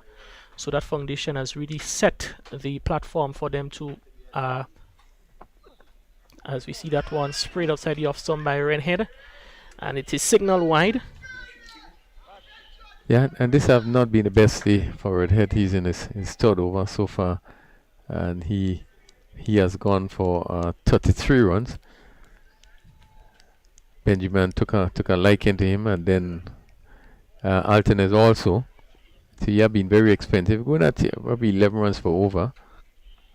It's 128 for 1, and he's over the wicket from this northern end to bowl to Smith. Smith covers up and takes a very good single as he push it out on the offside. Again, taking the pace off the ball and being able to scamper another single. That takes him on to 22. 129 for 1. Yeah, very good. Smart cricket there from Smith, always looking to run those 1s and 2s and attack those and pressure on the close in fielders. And most of his runs in the tournament would have been running well between the wickets, and today he has had a good partner in Alec Athenes, who has responded positively on most occasions. A full delivery wrapped on the pads as the batsman looks to turn it behind square. Probably from my vantage point, we're going to see the replay. May have pitched outside the leg stump or hit the batsman outside the leg stump. Redhead not happy with the decision of not out from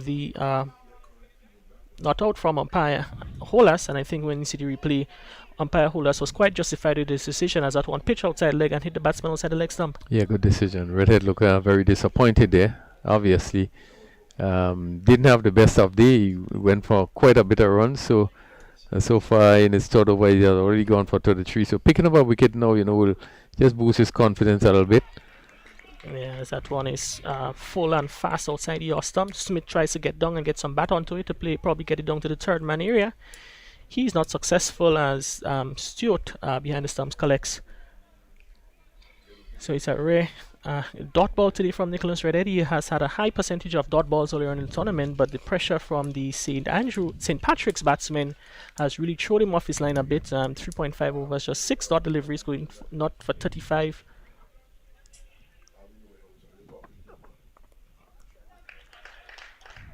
A good looking shot there again from Dennis Smith to bring an end to over number 16 at the end of 16, and it's a 50 partnership up between Athenes and Smith. 50 of 46 deliveries, 35 minutes, 4 fours and 2 sixes. St. Patrick's, they're going after 154 for victory. They're currently 131 for 1 at the end of 16. Yeah, good stand between Smith and Altenas, getting closer to that target score of 154. St. Patrick's, really an improved batting performance by St. Patrick's, and I think the presence of Altenas there today certainly would have made a difference in terms of how Smith is actually playing. Firstly, was a good start. I think they would have gone out there with a plan that they're going to approach this score positively. Yeah, at the end of it, you have nothing to lose really. You're going to go there and give it your best shot. Yeah, I think the pressure was really taken off Smith, especially with that partnership, because normally he comes in early and he has to play that sort of anchor role, and today that role was played quite well by Athenes. So Smith can just comes in and play naturally, as the big appeal there from Stewart and maybe McSween in fine leg. Good delivery there from St. Paul. Rushed Smith a bit as beats the outside edge and into the gloves of the keeper. Yeah, good delivery. Looking to probably try to stay down to the third man. Again, there's the extra bounce he was beating him, and certainly you deliver with some pace, and that went past the outside edge. This time Smith gets inside of the line and tucks it behind square. The fielders, they're up on the onside in behind square, and the ball goes into the boundary for 4. So Smith continues to show his class. He moves to 27, and St. Patrick's 135 for 1 in over number 17. Yeah, good short balls. It's slanting down the leg side, and he came inside of it and clip it behind square, and forward a square, and went down to the boundary for 4. Dennis Smith, wicketkeeper batsman from the village of Hermitage in St. Patrick, the nephew of the Windwards and Grenada. This one is wrapped on the pads and goes through Smith. Emmanuel still takes it down the leg side. Maybe would have hit the pad, but certainly as the ball where it ended up, certainly would have been heading down the leg side. Yeah, it just seemed to be brushing the pad, maybe the boot, as it went by down the leg side.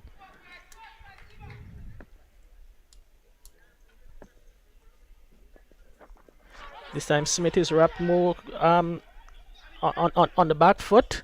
Appeal comes up from the fielders from St. George's, but umpire Man Warren says not out. As we see the replay from this one. Ball pitched on just about middle stump, and carrying on with the angle would certainly have missed the leg stump. So it's the dying stages of this game. 20 balls, 18 runs. 3 overs to go, 2 set batsmen at the crease with 9 wickets in hand. As we see Athenes pulls out from the delivery there from St. Paul. Probably not ready, or probably taking stock as to what are the field placing. And I think he probably would have done St. George's a favor, as he had only 3 fielders inside the circle. As we see Hazard comes off the fine leg boundary into the short fine leg position. Just seemed to be holding his right thigh there. He's struggling a bit. And he's bowled. Athenes, after playing so well, looking to hit across the line of that one.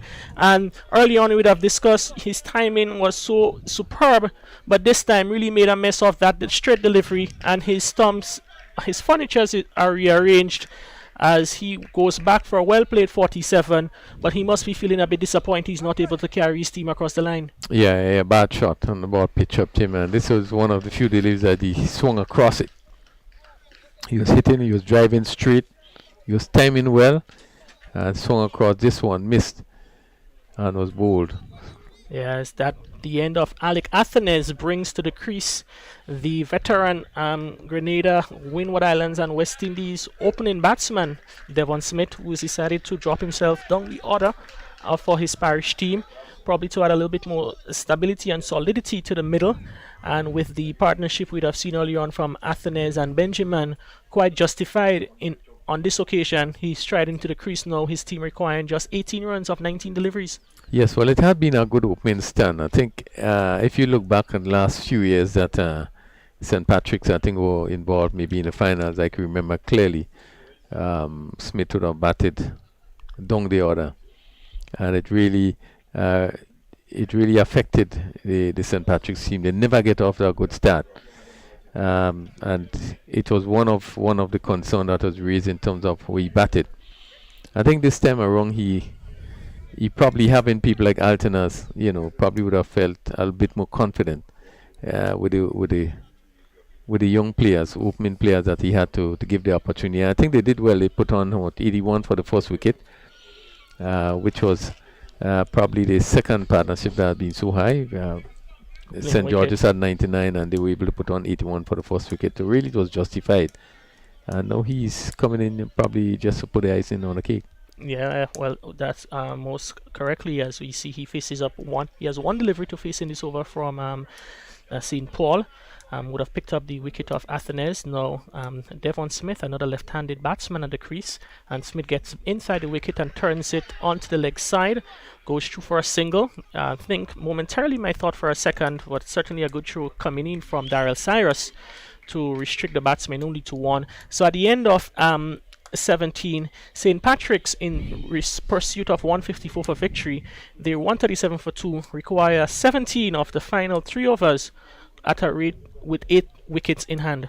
Yeah, should be easy going. Push it around, pick up your singles. He can be done with singles, but certainly St. Patrick's in a driving seat, and really has turned things around the last few games that they have played, and really looking really in a good position to come out on top in this one. Yeah, as we see now, it's going to be Preston McSween. He will be bowling over number 18, as with just 17 runs to go. St. George's will be banking on McSween to see if he can get another wicket to maybe make it as difficult as possible for St. Patrick's. But at this stage, with 17 from 18, 2 very experienced batsmen in the middle, the nephew and uncle partnership of Devon and Dennis Smith, they're certainly in the driver's seat and would be looking to take it home from here without any further cause for concerns. Well, the field for Devon Smith, a third man on the boundary, backward point, cover on the boundary, and a long off. Smith comes forward to a delivery on the line of the off stump. Looking to keep Preston McSween in front of him, and words there being exchanged between the Windward's Volcanoes pair of McSween and Smith.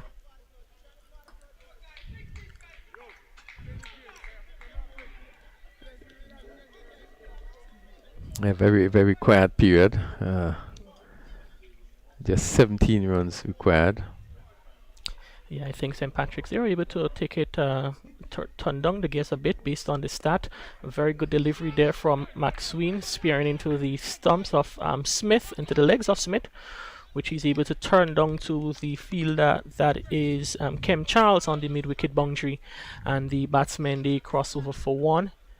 So you can see Preston McSween so far 2 deliveries attacking the batsman, looking to keep the ball as close to Smith. As we know, he loves anything with a bit of width and shot that he can either cut or drive to the offside. Yeah, 2 good deliveries. He brings it right up. And Devon Smith, they're just having to come down on this one and play to mid wicket, but timing well as it went down to the mid wicket fielder. As Dennis this time opens up and plays that one shot on the offside, where that is Forsyth in the backward point position does the fielding. So 1 more run to Dennis Smith. He's on 28, and it's 139 for 2 in over number 18. Certainly has gotten a bit darker, in recent times, and we're hoping that not much probably rain falls this evening, because we're all excited for the final day of the tournament tomorrow. Third place playoff starts at 9:30, and the final starts at 1:30. We've been blessed so far with very good weather, as Smith turns a full delivery from McSween down to mid wicket and picks up another single. I think there was only one game that was seriously adversely affected by weather. That would have been the St. John versus St. David encounter, which would have been reduced to an 8-over encounter. But we're praying for good weather so that we can finish the tournament on a high. And Crony, at this stage, with 14 to get from 16 balls, it is St. Patrick's. They continue to be in the driver's seat. Yeah, have been really a convincing performance by St. Patrick's. And that time Smith drives well through the covers. Kemp Charles comes wrong. They come in through for a second, and they were able to get completed quite comfortably. So Smith, this one a bit full, and he's drive quite well today. Picked up 2 more runs to his tally, and he's now on 30 of 35. Yeah, 142 for 2, and Dennis Smith on 30, Devon Smith on 3. We in the 18th over. 17.5 overs bowled. It's 12 from 13. So here encouragement for both teams coming through the microphone. These on the boundary. Final delivery to offer for Preston McSween. Smith got inside the line, looking to play it, maybe hit it, paddle over the short fine leg. He misses it. Probably they would have been thinking for a wide, but normally when the batsmen they get out of their normal stance so much, the umpires tend to favor the bowlers. Yeah, and he probably would have missed an opportunity there. Fully delivery there, and probably in the right position, and just would have missed out on this one as it went down. And good decision by the umpire not to call a wide, as just passed just slightly down the leg side. But we at the end of 18 overs, 142 for 2. Dennis Smith is on 30. Devon Smith is on 3. They require 12 more runs from 12 deliveries, and it should be easy going for St. Patrick's. Let's just replay the commentary from today. So, almost a repeat of what the previous game. Similar the way the games have gone. Yeah, it was about that, about similar stage, only that maybe 1 or 2 wickets more may have been lost. Yeah, well, both teams scores of 153 and 155, very close. Yeah. I think St. Andrews were also going at a pant at one time. 6 of them. Pitched up, and Devon Smith hit it beautifully over long on for 6. With all the ease in the wall. Over pitch delivery bowled there by St. Paul, who is in his 4th over, so far 1 for 33, and you hit it easily over mid on for 6. Always a chance that if he doesn't clean up Devon Smith, that the game could end in this over. Yeah.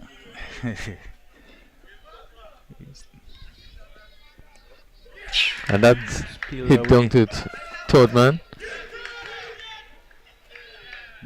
Just a little fumble there by Preston down on the third man boundary.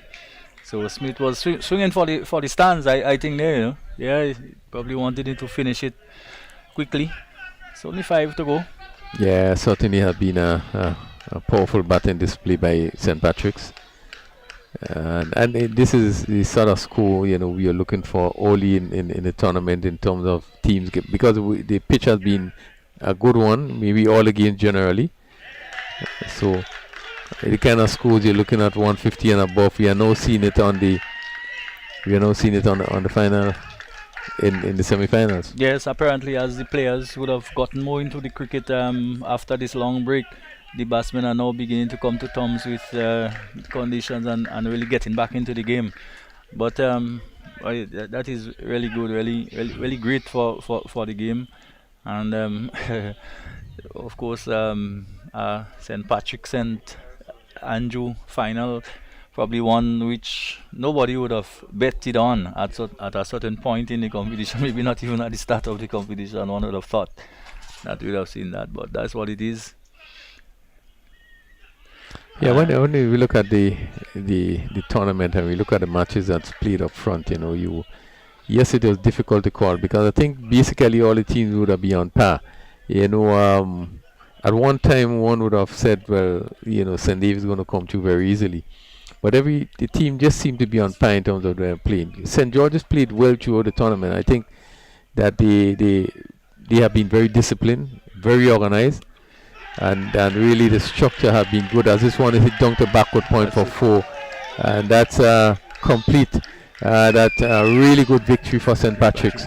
Winning this game by 8 wickets, and certainly it has been a tremendous batting performance by the St. Patrick's team. Yes, tremendous batting performance. They paced themselves well, they started well, they knew exactly what they wanted to do, and to win in the 19th over is when it came. St. George's, they did what they had to do. They posted 150 something on the board, which was probably not quite, maybe just a pass score in that type of conditions. Never really seriously challenged the St. Patrick outfit in chasing those down. But we would have said before, a team scoring maybe 140, we would have given them easily the benefit of the doubt based on what we have seen in the tournament. Yes. 140 would have been a very good score. And we see today in the semi-final that it seems as though the team seem to just step up the games. Yes, indeed. Yeah, 155 St. David would have posted, which is under par based on what we know, the players involved. But the way that St. Andrews chased that down, it certainly shows that there was something different about the batting today. Yes, indeed. And we have seen likewise St. Patrick's against St. George's, 153. And this is a pair that struggled to get 100 runs through the whole tournament. Yes. Maybe you probably would not say that about St. Andrews because they had good scores against St. John's and so forth. But the scoring have been that good. But today we have seen a total difference in terms of the challenges. The second team batting, actually the team that batted second today would have come through. Yes, indeed. Really with flying colours. Yes. And I think going not many would have expected that result. But again, that's what cricket is about, and maybe I should say it's good for the game. I mean, you're looking at the teams that maybe St. George's would have expected more from the Preston Maxwell. Didn't bowl particularly well. Yeah, it was not one of his better games. I don't think he bowled well. I mean, just come back and probably have been resting up and coming out to play today, and just didn't get it right. But all credit. I think the bottom line have been the approach of the teams that batted second. I think that was a key thing. You could see that the players went out positively and looking really to play good cricket. Just to give you an indication of the scorecard, we probably will give you that in a little while as the players we see that Kerry is now making his way on the ground. Obviously, would be interviewing the captains and the man of the match. But certainly, I think Justin, we have seen 2 good matches today, where 2 teams would have really dominated, more so in the second encounter. 155 for 2. really had to be a very, very, very strong reply by the team batting second with St. Patrick's. And not to say that St. George's had chances. Yes. Really correct, and truly, there were correct. no chances that was really given. It's just that I think the team batted well. Maybe a lot more, but you see, could have been desired with the bowling. But when a team is batting so well, it really doesn't give the bowling team much option. You have to think. You have to, review your strategy. Your technique had to be right in terms of the side of the wicket you bowl and so forth. So it has been so difficult, But they have come out and played well, and I think they played the better game today. Certainly deserve the victory. Yeah, in conditions that really did not give anything to anybody. Whatever you would have achieved, you had to work hard for it. The pitch conditions were very good. So yeah, and certainly I think they certainly deserve the victory today. As we about to go down on the field to join Kerry, post-match presentation. Over to you, Kerry. Welcome to the post-match ceremony for semi-final number 2. Quite comprehensive victory for St. Patrick's by 8 wickets with 7 deliveries to spare, and for his performance of 49, 4 sixes and 4 fours to help set up a successful chase for his team. The player of the match for today on his birthday is Wavell Benjamin. Wavell received his award from the first vice president of the GCA. Wavell Benjamin have been short of runs in the tournament, but certainly made it when it counted. Yeah, I just want to say thanks to the Almighty Father, same way, and thanks to everybody back home. Thanks to the coach for giving me the opportunity, because I really didn't come with the intention to play today, after failing for so many games, So I just want to say thanks to the coach for giving me the opportunity once more. All right, certainly we know you has to be one of those confidence players. 6 off the first ball in the innings, came off the middle, and was that what clicked for you for the rest of the innings? Well, it was a whole process during the week. I got a lot of text messages, from a lot of players, telling me, just back yourself. I got a really important message yesterday morning, and that was a real confidence booster for me. You know what I mean? After getting a message, I say, you just had to come here and just back yourself. And I came in, first ball, I saw it in the slot, and I said I was going to go, and I hit it. I just said, I got to go, continue that. You have one more match to play tomorrow against St. Andrew. Team again, players you would have been quite familiar with. Looking forward to replicating that performance and probably going one step further and getting a landmark for your team. Well, I'm from a parish, Kong City, where we are accustomed winning football as well as anything we take part in. We come to, we come to win, we come to perform well. So it's just to come out tomorrow and support, from the community and just try to bring back a trophy back home again and just, do what we're supposed to do, All right, well, Wavell, we want to congratulate you on your performance today. Congrats on your 49. Disappointing that you not get to 50, but we're certainly looking forward to you scoring probably one more tomorrow. Yeah, I'll get a one tomorrow, all right? Yeah. All right, Wavell, all the best. We're not going to have some words with Cyprian Forsyth, the captain for St. George's. Sides, you guys batted, scored 153, and in the end, it seemed to have been not enough. Yeah, in the end, it proved to not be enough, but I thought that it was a good total to defend. The credits to the St. Patrick's batsmen, the way they started the innings was good, and at the end they were the better team. Bowlers put a bit under pressure earlier on and would not have responded as you'd have liked? Yeah, with the start that they got, they both Alec and Wavell, they played really well, and we with that sort of start, you're always playing catch up, and in T20 cricket there's not much time to catch up, so the start was important.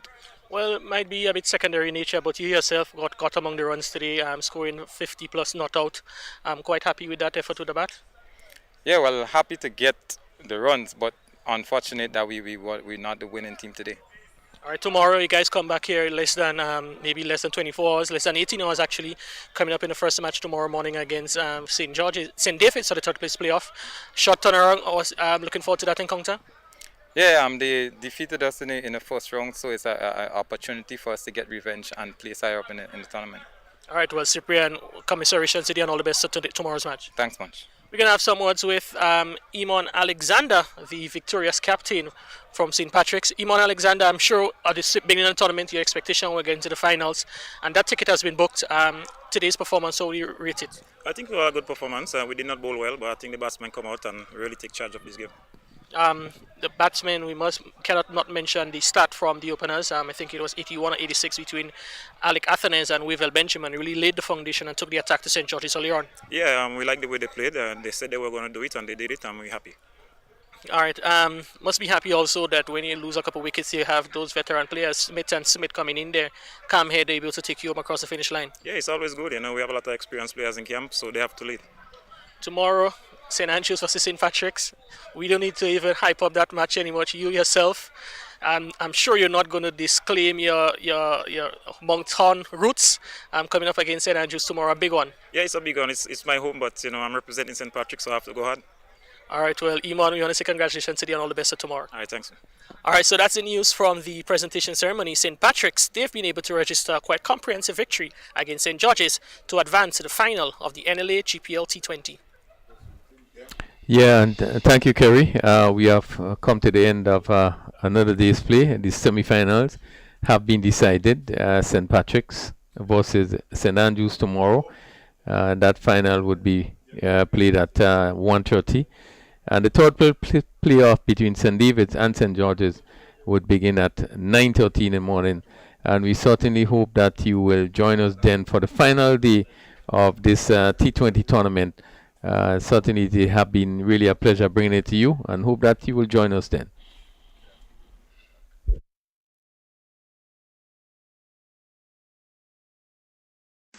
More jackpot money, more reasons to play this game. More money for way. Super 6 a bigger jackpot game. Now you love Super 6 even more. With more money. To the jackpot galore. Play more, win more, have more fun. With more jackpot money. Super 6 is my number one. With the new and improved Super 6 team, the jackpot keep growing and growing. And growing. More jackpot money, more reasons to play this game. More money for way. Super 6 a bigger jackpot game. Super 6, bigger jackpots, more chances to win.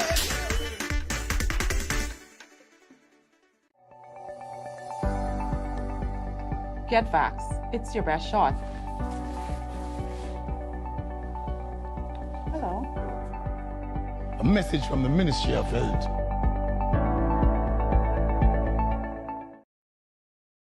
Holy natural spring water is a water for every occasion. On the field of sports, at your workplace, just open the bottle and savor the pure, refreshing taste. Holy natural spring water is produced in Mama Can St. Andrews and is available in all sizes nationwide.